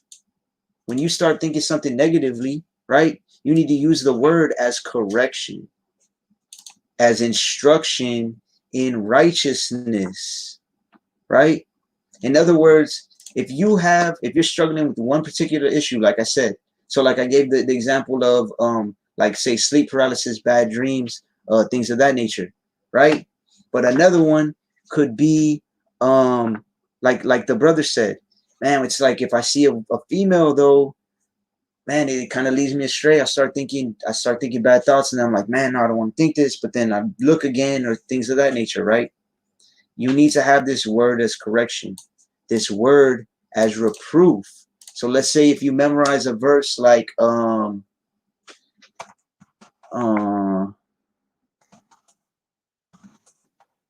let me see, I'm not sure what verse this is. Let me put it in. Let me search for it. It's probably not going to come out here. Oh, it's in Sirach or Second Ezra. There we go. Damn. Salakia, 1 second. Or Danya Allah, can you pull up the verse in Second Ezra where it says, many have sinned and perished for women. Many have sinned and erred and perished for women. So say, for example, you're struggling, like I said, with that sin, right? When you're looking at a female, right? Maybe memorizing Matthew 5:28, right? That could probably help you. Where it says, where Yahushua said, he that lusteth after a woman has committed adultery in his heart, right? Let me pull up that one real quick. Matthew 5:28. Oh, the water. So Second Ezra 4:27 or 26 as well, right? 26. First Ezra 4:26. Yea, many there be that have run out of their wits for women. Running out of your wits is your mind, your sanity, right? Many have gone crazy for women, is what it's saying, and become servants for their sakes, right? Many men have gone out of their mind and became servants for women. They see a woman with a nice behind or nice legs, nice body, whatever the case may be, and they go crazy. They go crazy for it, right? And become servants for their sakes, right? Men are supposed to be the leader. Men are supposed to be the head. Men are supposed to be the kings of the earth. The Israelite man is supposed to be the king of the earth, right? But what do? What do when they go out of their wits? They destroy themselves, right? Another verse you can memorize is this, Proverbs 31:3. Give not thy strength unto women, nor thy ways to that which destroyeth kings. So imagine you see a female and you're thinking about going crazy for her. You're thinking about sinning and erring for her, even though I didn't even read that one yet. I'll read it right now. And you just start saying in your head, give not thy strength unto women. Give not thy strength unto women, nor thy ways that which destroyeth kings. I'm supposed to be a king, man. It's going to destroy me spiritually. Can't give my strength to her. I'm going to look this other way, right? Imagine if you did that. So verse 27, many also have perished, have erred, and sinned for women, right? Many have perished spiritually and even physically, right? My uncle is actually he's an example of this, right? My uncle, he used to sell weed outside of my grandma's house, and this is back when I was, I think I was like 8 or 9, right? My whole mom's side of the family is in that life. They're in the drugs, and I hate to say it, but in the pimping life. They pimp nasty, drug addicted women, right? And he perished for a woman, right? He knew this woman. He was talking to her out on the street. They were smoking, whatever. And her boyfriend came, who just happened to be a member of a cartel from Matamoros, which is the border town to Brownsville, which we live right next to, right? And he was talking to her. Her boyfriend showed up. They got into an argument or whatever. He pulled up. She walked up to the car and he got out. They were talking, arguing. He ended up pushing her against the car. So my uncle went and grabbed him by the shirt and put him against his car or whatever and told him to get out of there, right? So he came back and shot him up, right? And he died right there in the street in front of my grandma's house, right? Which is one of the curses as well. But he literally perished for this woman who, according to what I heard, was a pretty nasty female. You know what I mean? So many also have perished, have erred, and sinned for women, right? And I can be an example of that as well. I sinned before I came into this truth. I would sin for women, right? I won't even get into it, but I'm sure all of you brothers at one point or another did that, right? Righteous souls, always motivating the spirit and giving new ideas. All praises to the Most High for that. So Khan, all praise to the Most High. It's all through the spirit of Yahweh Bashem Yahushai, right?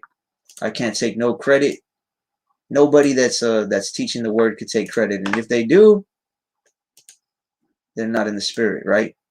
So give not thy strength unto women, nor thy ways to that which destroyeth kings. That's something, if you had this written on the table of your heart, right? On the table of your mind, which actually that's Proverbs, what? Proverbs 7, I believe. Let's go to that real quick. You need to, when you commit your works to the Most High, right? Salakia. When you commit your works to the Most High and you study, you're going to see that this is going to stay on your mind. As we're going to read right here, it says you're supposed to write these words on the table of your mind. Now, you don't literally have a table in your head, right? But it's like when you're in school and you carve you and your girlfriend's name into the table or something. That's what you're supposed to do with this word spiritually, right? Proverbs 7:1. My son, keep my words and lay up my commandments with thee. So keep his words, right? When you read his word, you keep it, you do it. It says, don't fornicate. Okay, don't fornicate. It says, keep Sabbath, keep the Sabbath, right? And lay up my commandments with thee. Lay them up with you, right? Spiritually. Verse 2, keep my commandments and live.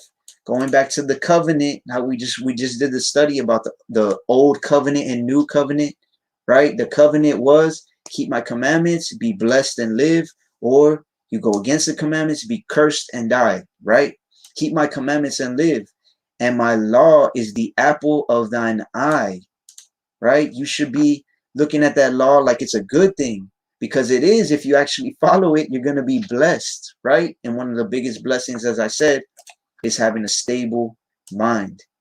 So this is what I wanted to get to. Verse 3, bind them upon thy fingers, write them upon the table of thine heart, right? Bind them upon thy fingers, right? They should be attached to your fingers, like you're always going through this word. But also, What do you use your hands and your fingers to do to keep these laws, right? And then write them upon the table of thine heart. How do you write them upon the table of your heart? If I had a permanent marker right now and I wrote on my desk, it's going to stay there, right? If I carved it into the table, it's going to stay there, right? This is what we have to do in order to establish our thoughts. Write them upon the table of thine heart. Whatever it takes for you to do that. It might take you, okay, I'm just going to study categories, right? I'm going to study flashcards. I'm going to write down one verse 10 times. Sometimes I make my daughters do that, right? I made them do that. Okay, write the 10 commandments 3 times. Tomorrow you're going to do it again. You're going to do it again tomorrow until you memorize them. And until, like, my oldest daughter memorized them, and then now she's moving on to something else, right? That's how you bind them upon the tables of your heart, right? That's how you go back to Proverbs 16. That's how you commit your works to Yahweh, and thy thoughts shall be established. He's literally going to establish these things in your mind, in your heart, when you start writing them on the table of your heart, right? When you start memorizing these precepts, you start getting these precepts under your belt, so to speak, right? And this is something I was talking to a brother about, who I won't mention his name, but there's a brother that's he's joining a camp that's fairly new, right? And I have nothing in general against camps, right? But we all know that there's some camps that don't teach correctly, but that's neither here nor there, right? The point that I'm trying to make is, there was a brother that he said, yeah, I just got to do this. I got to pass this little test, and I'm going to be able to start my own camp in my own city. And I was like, okay, what camp? And he said, this camp. And I said, well, what camp is that? He's like, okay, well, it's this new one. We're just coming up, this, that, and the other, right? So as I've talked to this brother, he made it pretty clear that he doesn't know about certain things, that are the milk, right? If you don't have the milk written in your heart, if you don't have the basics written upon the table of your heart, you shouldn't really be teaching. Because if somebody asks you something and you don't know, that's not going to look good. If somebody asks you something, that's the milk, right? The basics, the foundation, which a lot of brothers don't even have that are teaching, right? If you don't even have the foundations, I've seen brothers try and wing it and lie against the Most High, lie against the truth, right? And the word says, lie not against the truth, right? So that's a really dangerous thing. So you really shouldn't be teaching until you have these precepts upon the table of your heart, until you have enough precepts under your belt, right? At least the milk, right? The easy foundational things, right? But the reason why all of us in general, need to have these things written on the table of our heart is because this is the number one thing that we can use when we have bad thoughts. When evil spirits come up against us, right? What did Yahushua do against Satan? What was his weapon, right? Let's read Matthew 4. We'll go 1 through, I think it's like 10 through 11. Matthew 4, 1 through 11, right? Let's see how Yahushua fought off Satan, right? Matthew 4 and 1. Then was Yahushua led up of the Spirit into the wilderness to be tempted of the devil, right? When we're getting tempted, we need to have these precepts in order to go against that temptation, in order to go against the evil spirits, in order to go against Satan, right? Verse 2. And when he had fasted 40 days and 40 nights, he was afterward a-hungered, right? So imagine he hadn't eaten or drank for 40 days and 40 nights. Now us regular people, especially if you haven't fasted, man, you're going to pass out after a couple of days, right? But this is Yahushua, of course, right? Mighty, mighty in the spirit. So he was hungry, and look what happened. And when the tempter came to him, right? When Satan came to him, he said, if thou be the son of Yahweh, command that these stones be made bread, right? So he said, you know what? You're hungry. You're the son of the Most High, right? Just turn these stones into bread. And what did Yahushua say? But he answered and said, it is written, man shall not live by bread alone, but by every word that proceedeth out of the mouth of Yahweh. Right? So he's quoting the so-called Old Testament. Man shall not live by bread alone, but every word that proceedeth out of the mouth of Yahweh. Right? This is how he fought off Satan, by quoting the word, right? Which is what we should do as well. Verse 5, then the devil taketh him up into the holy city, and setteth him on a pinnacle of the temple, and saith unto him, if thou be the Son of Yahweh, cast thyself down, for it is written, he shall give his angels charge concerning thee, and in their hands they shall bear thee up, lest at any time thou dash thy foot against a stone. So now, Satan tempted Yahushua. And what did he do? He used thus saith the Lord, right? This is what we should do. If somebody comes against us, whether it be in your mind, right? And you just start going over these precepts in your head, or you can even say it out loud, or whether it be somebody who's got an evil spirit on them, right? A so-called friend, family member, boyfriend, girlfriend, whatever it is. You use the word as your defense, right? This is what Yahushua did. But then what did Satan do, right? In return, he quoted Psalm 91. Satan, right? Satan quoted the Most High's word. He said, he shall give his angels charge concerning thee, and in their hands they shall bear thee up, lest at any time thou dash thy foot against a stone. So you need to understand, right? And keep in mind that Satan and all these evil spirits that are on certain people, they know the word too, right? This is why you have so-called brothers teaching the word, and then their works show that they're actually not brothers at all. They're actually demons in fringes, right? They know the word, but guess what? Satan knows the word, so it makes perfect sense that these brothers got some precepts, but then their works don't line up with what they're teaching, right? Let's keep going. Verse 7, Yahushua said unto him, it is written again, thou shalt not tempt Yahweh thy God. So then he's coming back, Yahushua is coming back with another precept, right? To fight off Satan. Again, the devil taketh him up into an exceeding high mountain, and showeth him all the kingdoms of the world and the glory of them. And look what he said. And saith unto him, all these things will I give thee, if thou wilt fall down and worship me. Right? So now Satan is offering him the world, the whole world, right?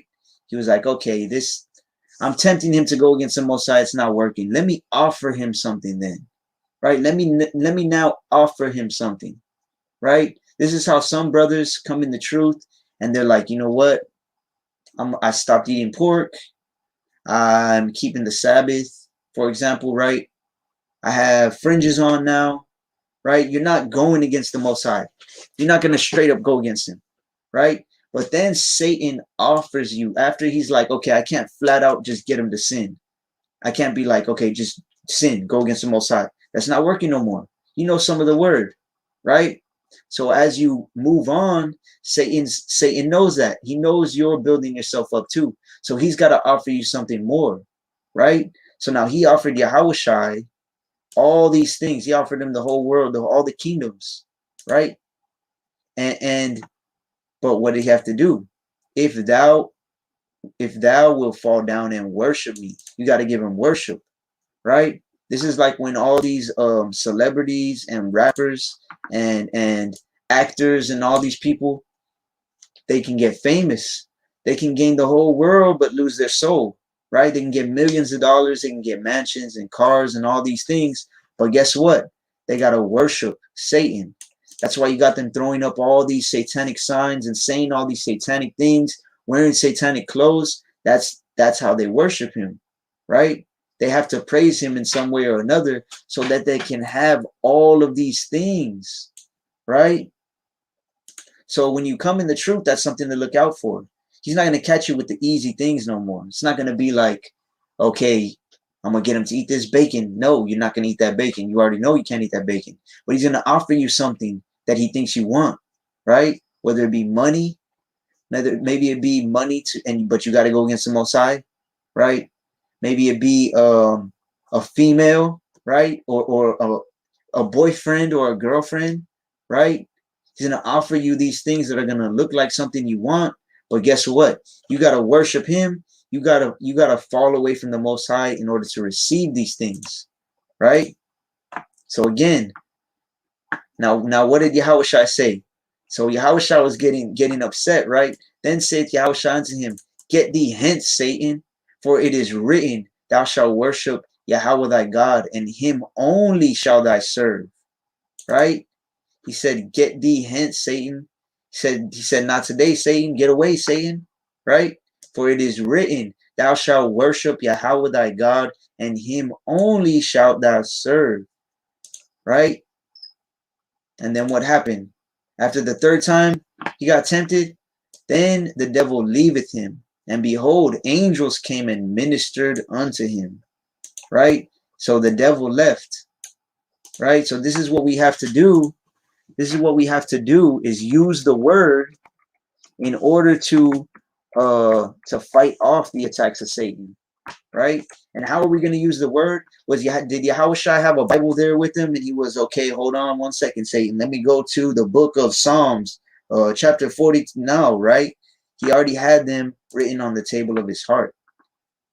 Proverbs 7:3, one more time. Bind them upon thy fingers, write them upon the table of thine heart. This is what we have to do. This is what we have to do if we want the Most High to establish our thoughts, right?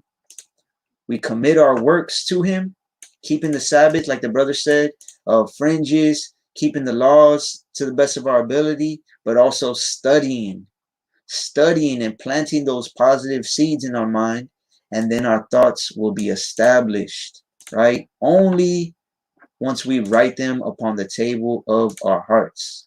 Once we have this in our head, and you don't got to go all crazy and, okay, I'm going to write down 50 verses and I'm going to try and memorize them all. That's not going to work, right?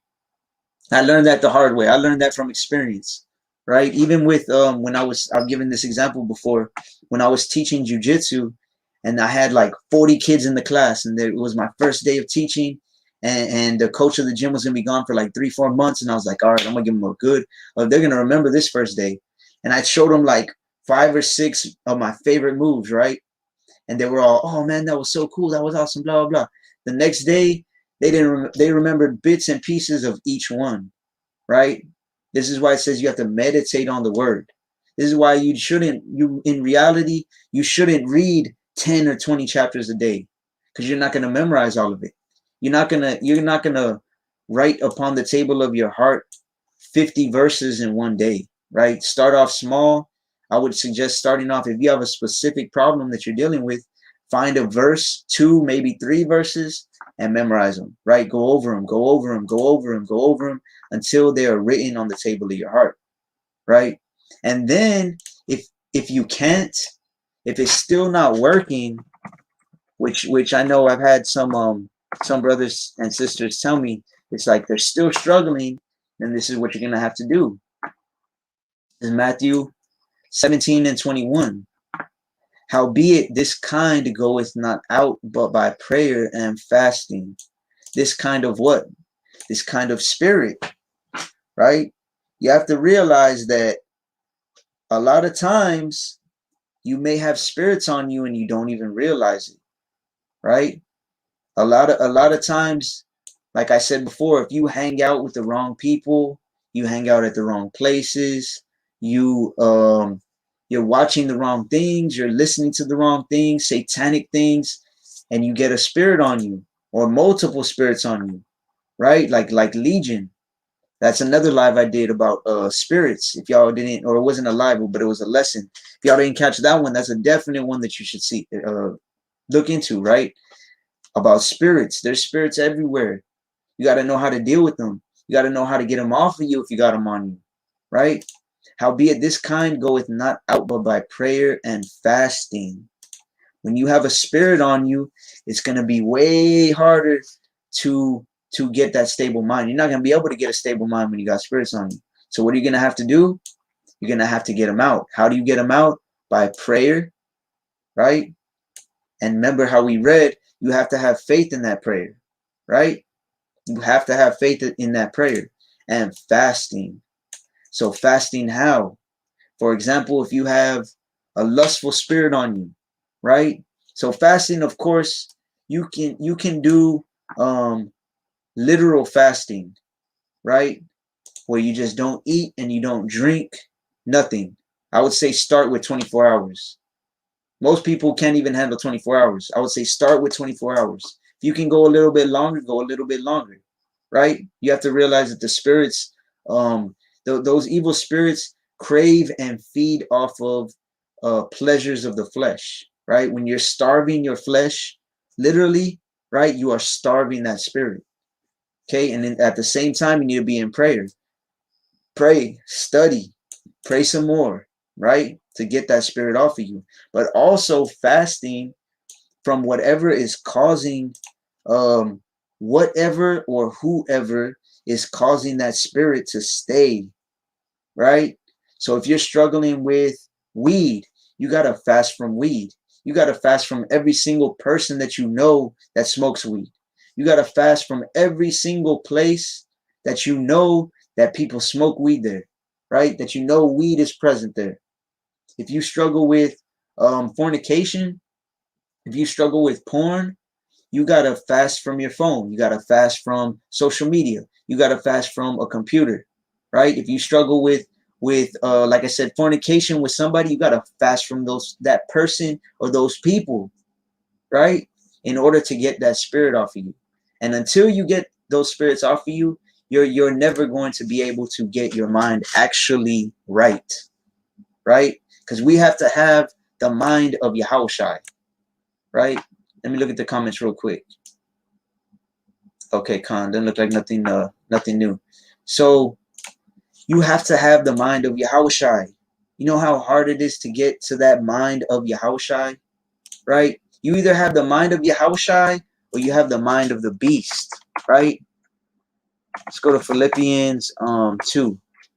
Philippians, the 2nd chapter. So I'm going to start on 2 and then I'm going to jump to 5. Philippians 2:2.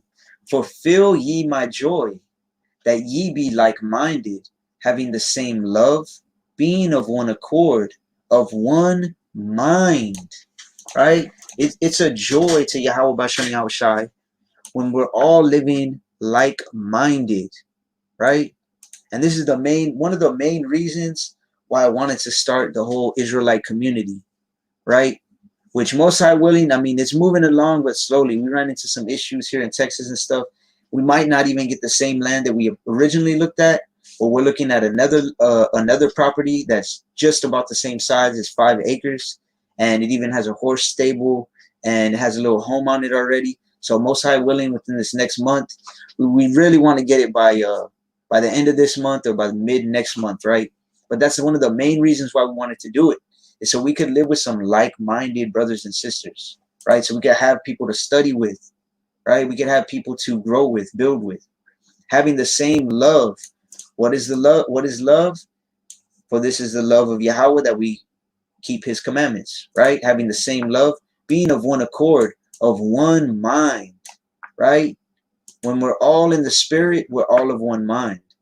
So let's go to verse 5. It's going to tell you what that mind is. Let this mind be in you, which was also in Hamashiach Yahushai. So what was the mind that he had? It was to follow the Most High, right? He had the mind of the Spirit, of the Holy Spirit, of the Rakah Kadash, which, like he said, right? I'm going to pull it up one more time. John 6:63. The mind that Yahushai had is the spirit that quickeneth. The flesh profiteth nothing. The words that I speak unto you, they are spirit and they are life. The words that I speak unto you. What was he just speaking to Satan in Mark the 4th chapter? He was speaking the word of the Most High, right? The words of the Most High are spirit. They are life, right? That's the mind that we have to have. We have to have that lifestyle mindset, right? Not the death style mindset. We have to have the spirit, which is what? The words of this Bible, right? Which is why it says, write the words upon the table of your heart. Let this mind be in you, which was also in Hamashiach Yahushai. So there's only two mindsets that you could have. It's the mind of Christ, of Yahushai, right? Of the spirit, of the word of the Most High, or the mind of Satan, right? The mind of the beast, right? Actually, that's a precept too. What is it? Revelation 17th chapter. 17, 10 horn. Okay, so this is talking about the beast system, right? And the 10 horns which thou sawest are 10 kings. It's talking about the beast system and all these different countries that are a part of the beast system, right? But now let's look at verse 13. Revelation 17 and 13. These have one mind, right? All these people are part of the beast system. They have one mind as well, right?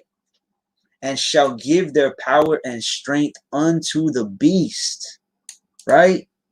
These have one mind. So just like we read in Philippians, the 2nd chapter, we're supposed to have one mind, right? And this is another, I guess I could say like bad stigma or bad, it looks bad on the community of Hebrew Israelites in general, because we can't get on one accord. We can't be of one mind, right? It's like, it's basically like gangbanging back before you came in the truth, or it's basically like Christianity even in some senses, where it's like this camp is against this camp, and these people talk bad about these people, and these people hate on these people, and these people say these, you know what I mean? We're not of one mind, right? And we're supposed to be of one mind as the body, as the church is, right? And that mind is supposed to be according to the word, right? But I guarantee you that all the people that are part of this beast system, they are more of one mind than the Hebrew Israelite community is in general, right? These have one mind. All these people that are part of the beast system, that are following Satan, they have one mind, right? And shall give their power and strength unto the beast.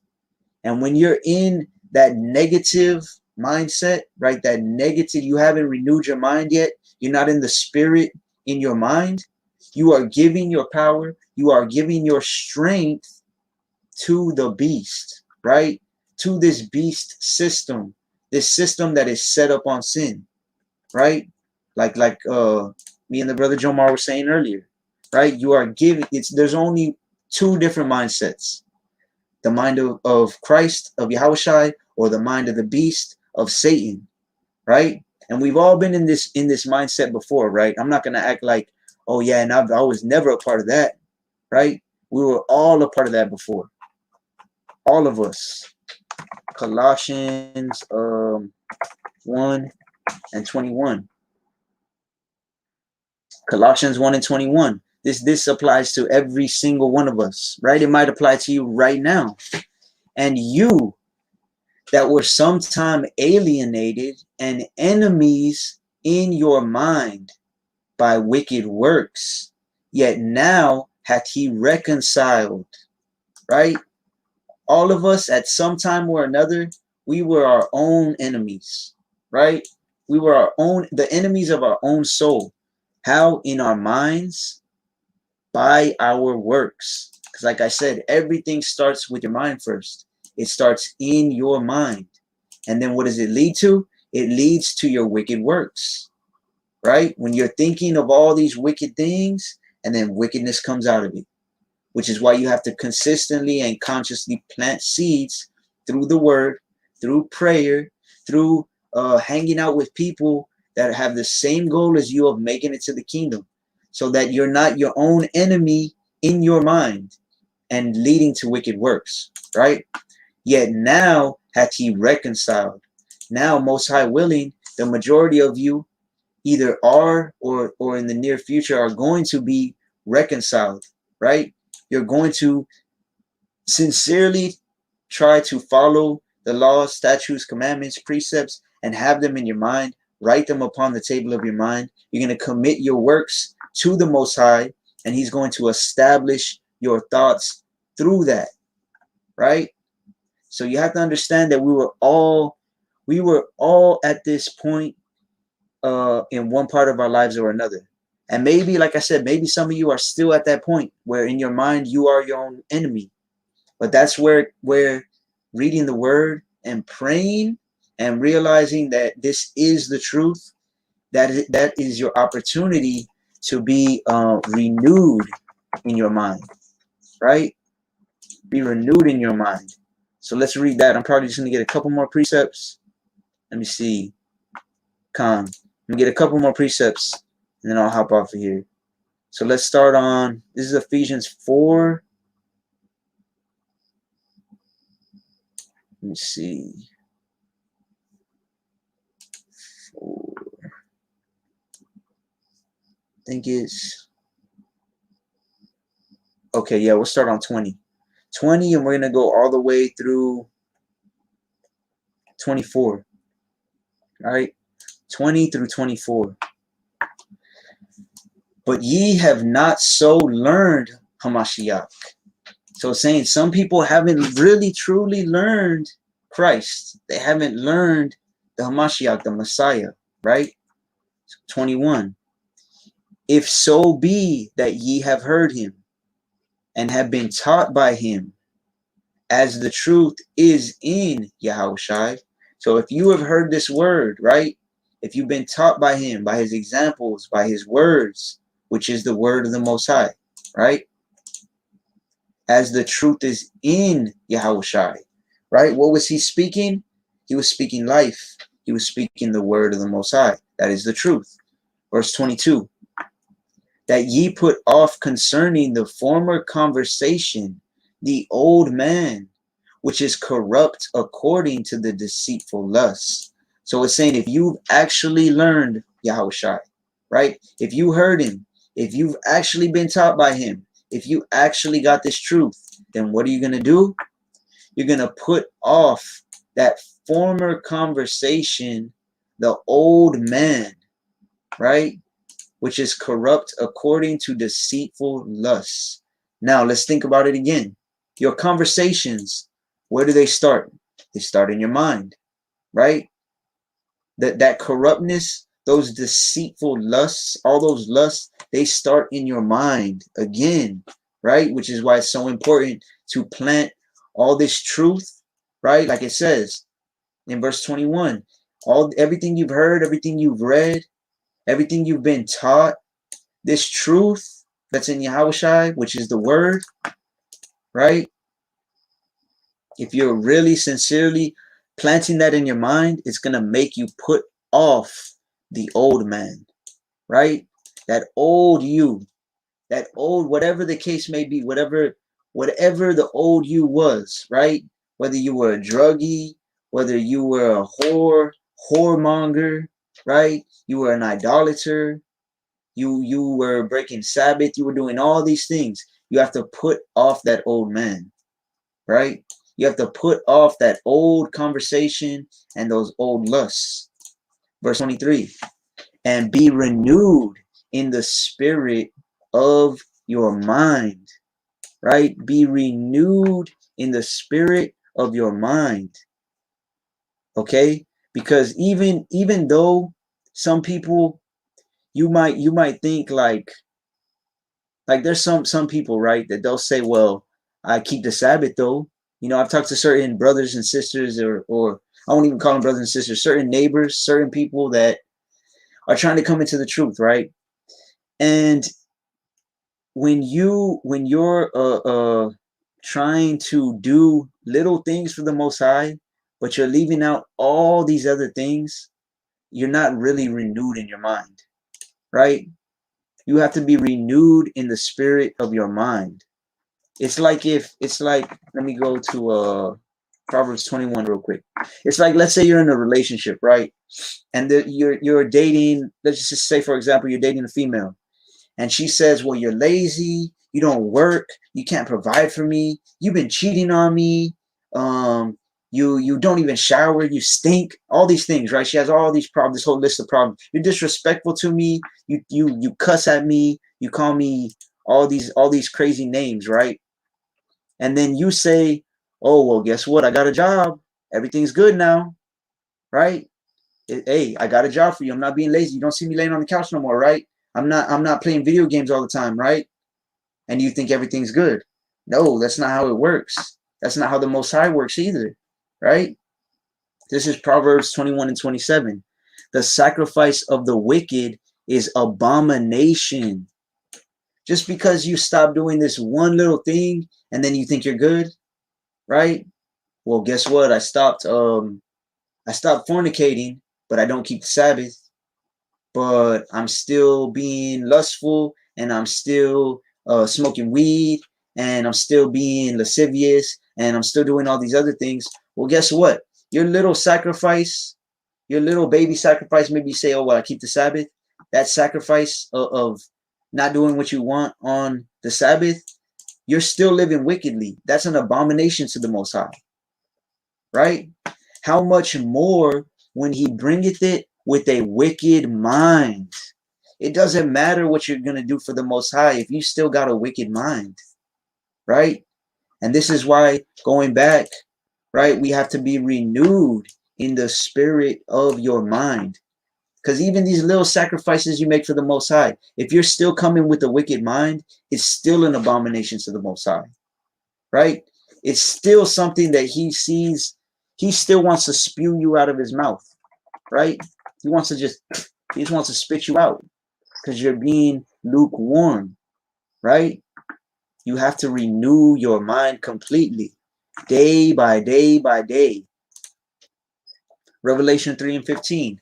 I know thy works, that thou art neither cold nor hot. I would thou wert cold or hot. The Most High wants you all the way in, or he wants you all the way out.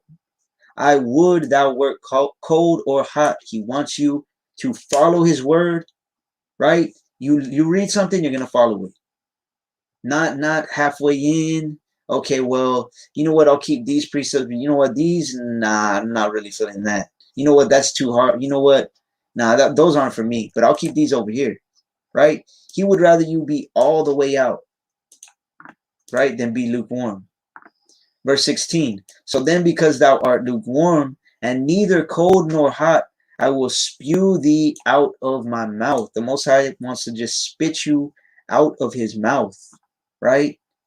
Why? Because the sacrifice of the wicked is an abomination. How much more when he bringeth, how much more when he bringeth it with a wicked mind? If you have a wicked mind and you're coming to the Most High halfway, lukewarm, half-hearted, half-minded, he's not going for that, man. He wants to spew you out of his mouth. So you have to be renewed in the spirit of your mind, right? And I can personally say, without getting too much into it, that when I got baptized, that started the process of renewing my mind, right? And it still took a little bit of time but from that point on, I was like, you know what? There's still these things that are unprofitable. There's still these things that I got to get better at, better in order. You know what I mean? There's still things that you have to day by day by day just start plucking out from your mind, right? And start planting positive seeds to get those things out of your mind, right? And I know another big thing with some people is that they get real I guess they're not stable in their mind, right? They're shaken real easily, right? They're troubled real easily, right? So actually, I'm probably gonna get like two or three more precepts, and then I'll hop off of here. But let's go to Luke 12 and 29. Luke 12 and 29, right? And seek not ye what ye shall eat or what ye shall drink, neither be ye of a doubtful mind. Right? You need to realize that the Most High, this is Yahushua talking, right? He's saying you can't come with a doubtful mind. Didn't we read in James, the first chapter, when you ask for something, right? Believe, but don't come with a doubtful mind. Don't come, you have to come in faith, right? If you're not coming in faith, then you're like a wave driven this way and that way, right? Your faith is wavering. You're over here, and then you're over there, and you're over here, and then you're over there. You think you're gonna get it, then no, I'm not. Then yeah, maybe I will. Then no, I'm not. Right? You can't come with that troubled mind. So it says, for all these things do the nations of the world seek after, and your Father knoweth that ye have need of these things. But rather seek ye the kingdom of Yahweh, and all these things shall be added unto you. Right? Don't be troubled about little worldly things. Right? If you just seek the kingdom of the Most High, all the things that you're troubled about, they're going to be added unto you. Right? When you're sincerely coming with a sincere mind and spirit of, I'm going to seek the kingdom first. I'm going to seek making it to the kingdom first. And that goes back to that goal that I told you. When you have a goal set in your mind, you're going to, 9 times out of 10, you're going to reach that goal, right? It's like a ship. Okay. Think about it this way. My grandpa, my dad's dad and his dad's dad, they used to be shrimpers, right? Which is crazy, a crazy thing, because we know shrimp is an abomination, right? They used to be shrimpers. My great grandpa actually fell off the boat, and they never found him, right? He was lost at sea. And a lot of people, or not a lot of people, but a few of the people that were on the boat said, hey man, we're not sure, but he was arguing with one of the dudes on the boat. It was late at night, whatever. He might have got pushed or thrown off the boat. You know what I mean? Which falls under the curses again, right? But the point that I'm making is, if you're on a boat, right, and you have a goal where you're going to, you say, I'm leaving from Texas and I'm going to, I don't know, Florida, right? Like 9,999 times out of 10,000, that boat is going to make it to that goal. It's going to make it to that destination, right? Now, let's say you don't have a destination. How are you going to get to that destination? You don't even know where you're going, right? This is how most people are when mentally or spiritually they don't have any goals, right? They don't have any goals. So how are you going to hit the goal when you don't even have a goal? You know what I'm saying? Whether it be the biggest goal, which obviously should be the kingdom, right? You should be seeking the kingdom of Yahweh first, and then all these other things are going to be added to you. But even little smaller daily goals, for example, if you say you set a weekly goal, this week I want to memorize 10 verses, right? Or maybe even 7 verses, okay? I guarantee you, if you have that goal, you're going to know, okay, today I got to do this one 50 times. I'm going to read it 50 times. And then the next day, okay, I didn't get it down. Let me read it another 20 times, and I'm going to start on this next one, right? If you have a goal and you're really working to it, most of the time you're going to hit that goal, right? But if you have no goal and you're just, I'm just going to half-ass it, I'm going to try and just see what works out, how are you going to hit a goal without even setting the goal? You know what I'm saying? And that's another thing. I guess that's another thing that I can say I learned from martial arts, because everything has to be structured. You know what I mean? Like when I was teaching, we'd have to have the workouts already there. You can't show up and be like, okay, let me see. We'll use that machine, and then we'll do some push-ups over here, and then we'll do boxing on the bags, and then you have to have everything set up for it to go smoothly, right? So let's go. Is it one more verse, I think? Fear not, little flock, for it is your Father's good pleasure to give you the kingdom. This was one of the brothers that I used to teach with. His name was Kadar, and I used to teach. Well, we used to go out and teach, right?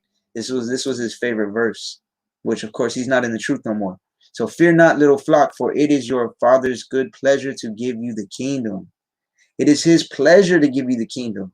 But guess what? You have to renew your mind first, right? You have to be renewed in your mind. You have to commit your works unto him.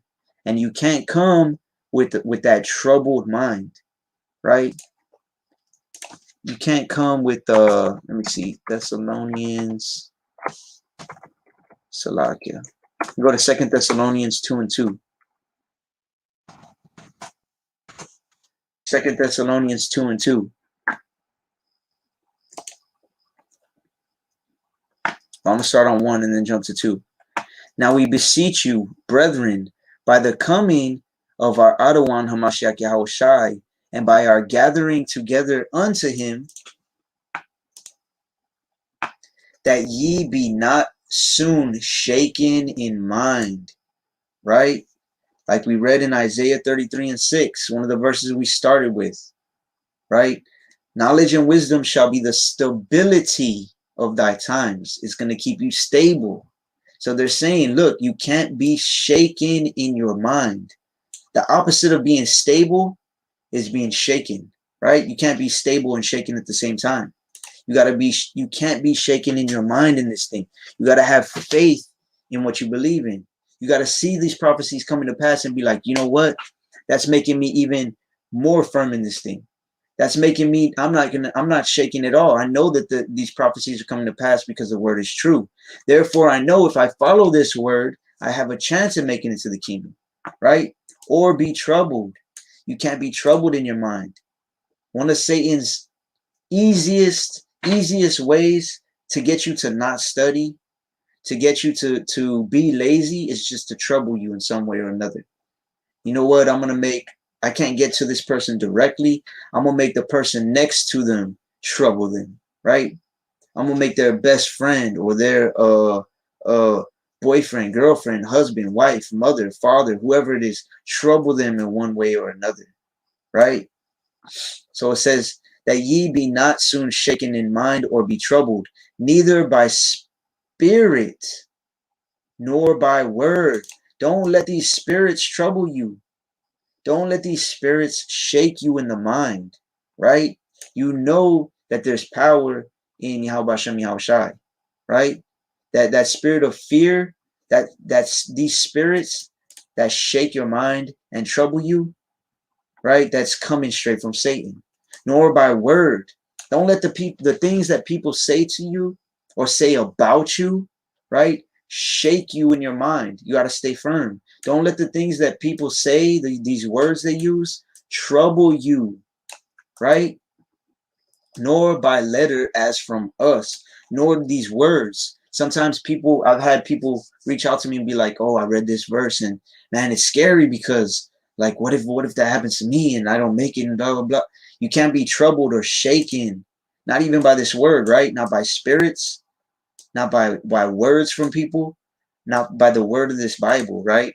As that the day of Hamashiach is at hand, right?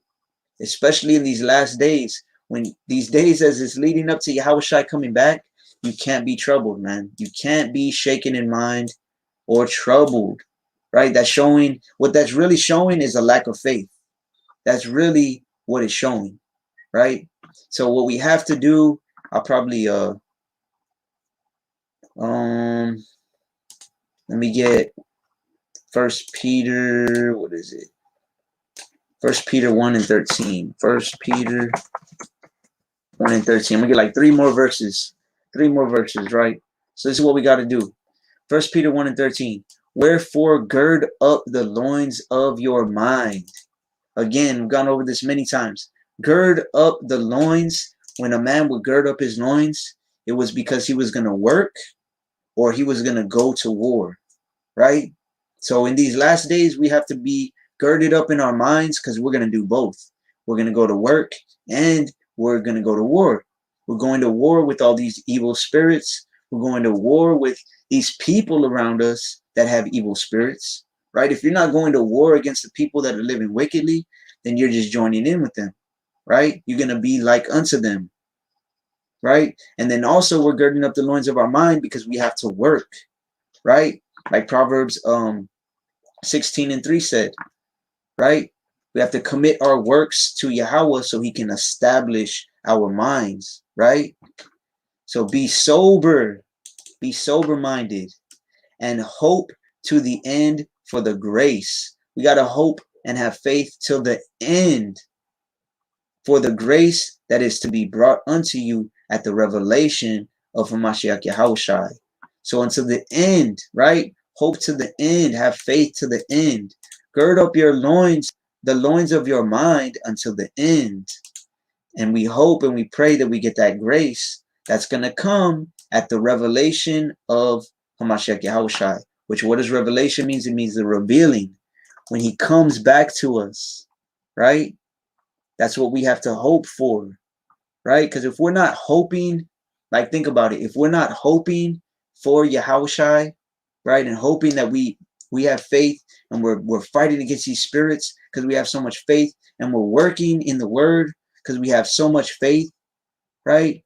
Then what we're actually doing is being enemies of Yahushai, right? We're being the enemy of him because he came, like think about it, he came and died for our sins so that we could do what? So we could just sit around and wait for him to return and not do nothing? Of course not, right? Let's go to Philippians, the 3rd chapter. Oh, Salakia. I misspelled it. Philippians, the 3rd chapter. I'm going to start on 18. Start on 18. For many walk, of whom I have told you often, and now tell you even weeping, that they are the enemies of the cross of Hamashiach. Right? There's many people walking in life right now. Anybody who's not trying to walk according to this word, right? That they are the enemies of the cross of Hamashiach Yahushai. Verse 19. Whose end is destruction. Many people whose end is destruction. Why is their end destruction? Whose God is their belly. Right? Their God is their belly. Now, that doesn't have to literally mean your belly. It means the things that you want to eat, the things that you want to devour, right? Which are lustly, worldly, vain things, right? And whose glory is in their shame. They glory in things that are actually bringing them shame, right? It's a shameful thing to be living against the Most High, right? It's a shameful thing for a man to be feminine and not take care of his household, right? It's a shameful thing for a woman to be lascivious and to dress like a whore and show all her body, right? That's a shameful thing. But guess what? A lot of women glory in that. They take pride in that, right? And the end for them is destruction. Why? The end of the verse. Who mind earthly things. When you always have your mind on earthly, vain things, well then guess what? Your destruction, that's your end, right? The end of this thing is going to be your destruction. Plain and simple, right? Plain and simple, the end is going to be your destruction. So I'm going to end with, what is it? Romans 12. Romans 12. Something that everybody, I'm sure everybody knows verse 2. I'll start on 1 actually. I beseech you, therefore, brethren, by the mercies of Yahweh, that ye present your bodies a living sacrifice, holy, acceptable unto Yahweh, which is your reasonable service, right? So I beseech you, basically I'm begging you, right? That you present your bodies a living sacrifice, okay? You use your bodies to live for the Most High, holy, right? So now, like I said, keeping the laws, keeping the commandments, study, doing all these things, right? That's being holy, that's being set apart. But your mind has to be in order in order to do these things in sincerity, right? So you can be acceptable to Yahweh, which is your reasonable service. That's the reasonable thing to do, right? If he sent his son to die for your sins, if he could have put you to death for all your sins, right? The least you can do, your reasonable service, is to use your body, right, to do things that are acceptable to the Most High. And it all starts with getting your mind right. Verse 2, and be not conformed to this world, but be ye transformed by the renewing of your mind. By the renewing of your mind. You are transformed by the renewing of your mind, by writing these words upon the table of your heart, right? Be not conformed to this world, but be ye transformed by the renewing of your mind, that ye may prove what is that good and acceptable and perfect will of Yahweh. When you renew your mind, right, that's the only way that you can prove what is good, because you're going to get that good word in your mind, and it's going to lead to your works doing the same. And then you can be acceptable, right? And then you can be seen as perfect. You can be seen as doing the perfect will of the Most High, right? But this is the thing. Most people, let me see, it was like 16, 18 people on a little while ago. Okay, there's 15 people on right now, right? We're 2 hours and 36 minutes in. If you stayed for this whole thing for 2 hours and 36 minutes, right, you obviously are getting something out of it, right?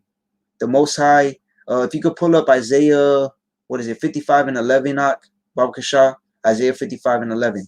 The Most High is giving you this word for a reason, okay? He's giving you this word because of this right here. The whole purpose of the lesson, renewing your mind, right? He wants you to start planting those positive seeds, those spiritual seeds in your mind. But you can't just plant them. You got to keep watering them, right? Salakia, gotta sneeze. He wants you to keep watering them, right? Day by day by day. You can't pluck out these good seeds after you plant them. Renewing your mind is a day-to-day process, like I said, right? Now, I guarantee you that some of you, as I said, there's 15 people on right now. Some of you are going to go back to doing this. Be not conformed to this world. It's an easy thing to start renewing your mind, right? It's an easy thing if I just went outside right now and just planted a bunch of seeds, right? But then I get busy with all these other worldly things, and I forget to water them, and I forget to pluck out the weeds that are growing and things of that nature, right? So the same thing with you. You need to realize you cannot be conformed to this world, right? This word is coming out for a reason right now, and Tawada for posting this up. So Isaiah 55 and 11. So shall my word be that goeth forth out of my mouth. The word that came out of Yahweh's mouth, meaning the Bible, it shall not return unto me void, but it shall accomplish that which I please, and it shall prosper in the thing whereto I sent it. He is sending this to prosper in somebody's walk, at least one person, Most High willing, multiple people, Most High willing, so it can prosper in your life, right? So the last advice I would give you, plant the seeds, water them, pluck out the bad thoughts, right, which come from watching bad things on TV, looking at bad things on your phone. The people you're following on Instagram, Facebook, Snapchat, whatever you have, right, they are planting bad seeds in your mind.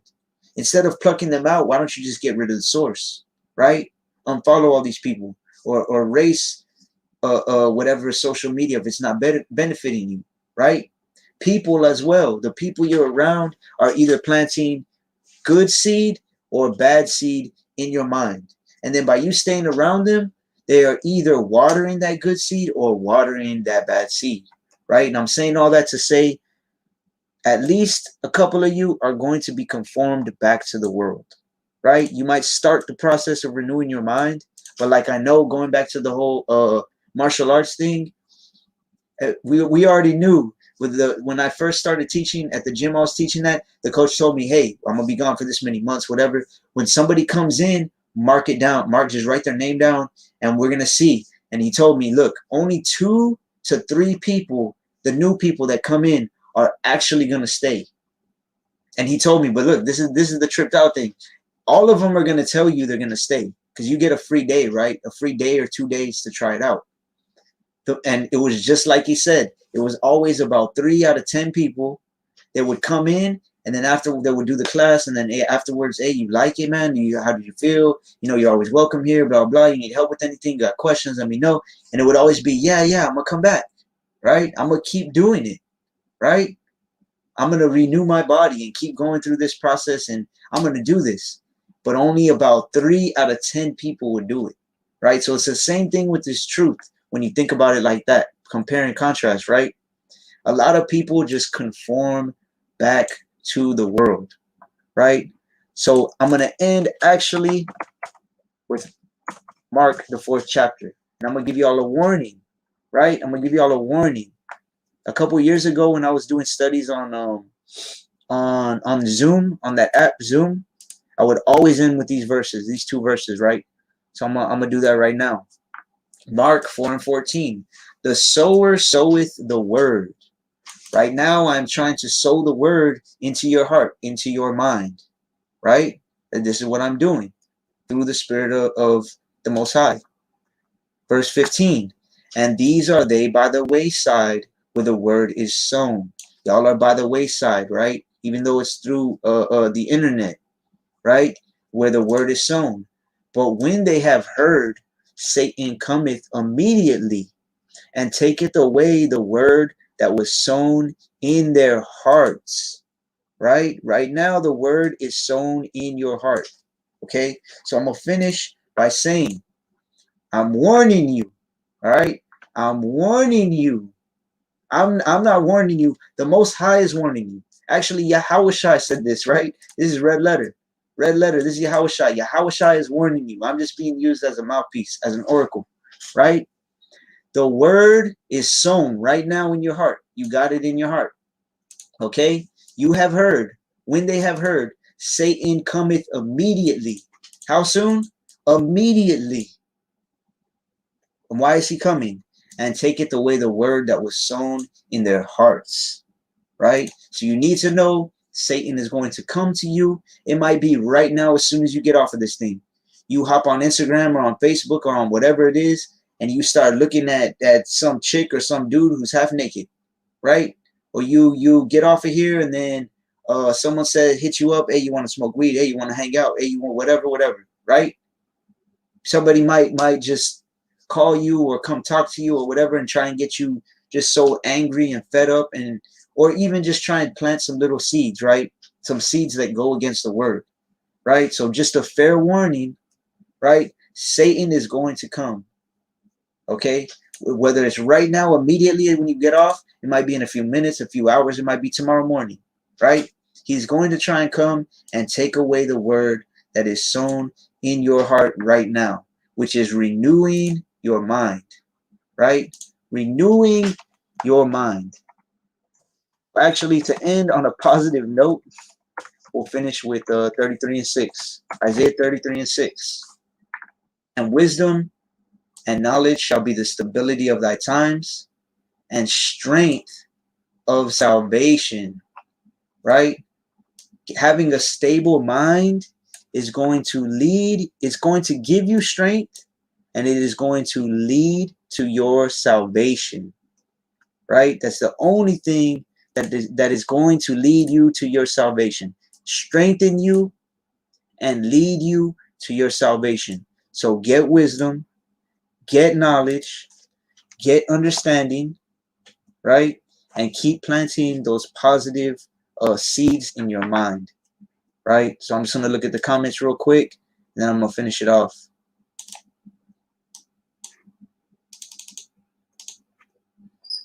So Khan, just looks like it's the verses. Righteous souls, call halal Yahweh Ba'Shem Yahweh Shai, as always. Shalom. Khan, Shalom. All praise to the Most High Yahweh Ba'Shem Hamashiach Yahweh Shai.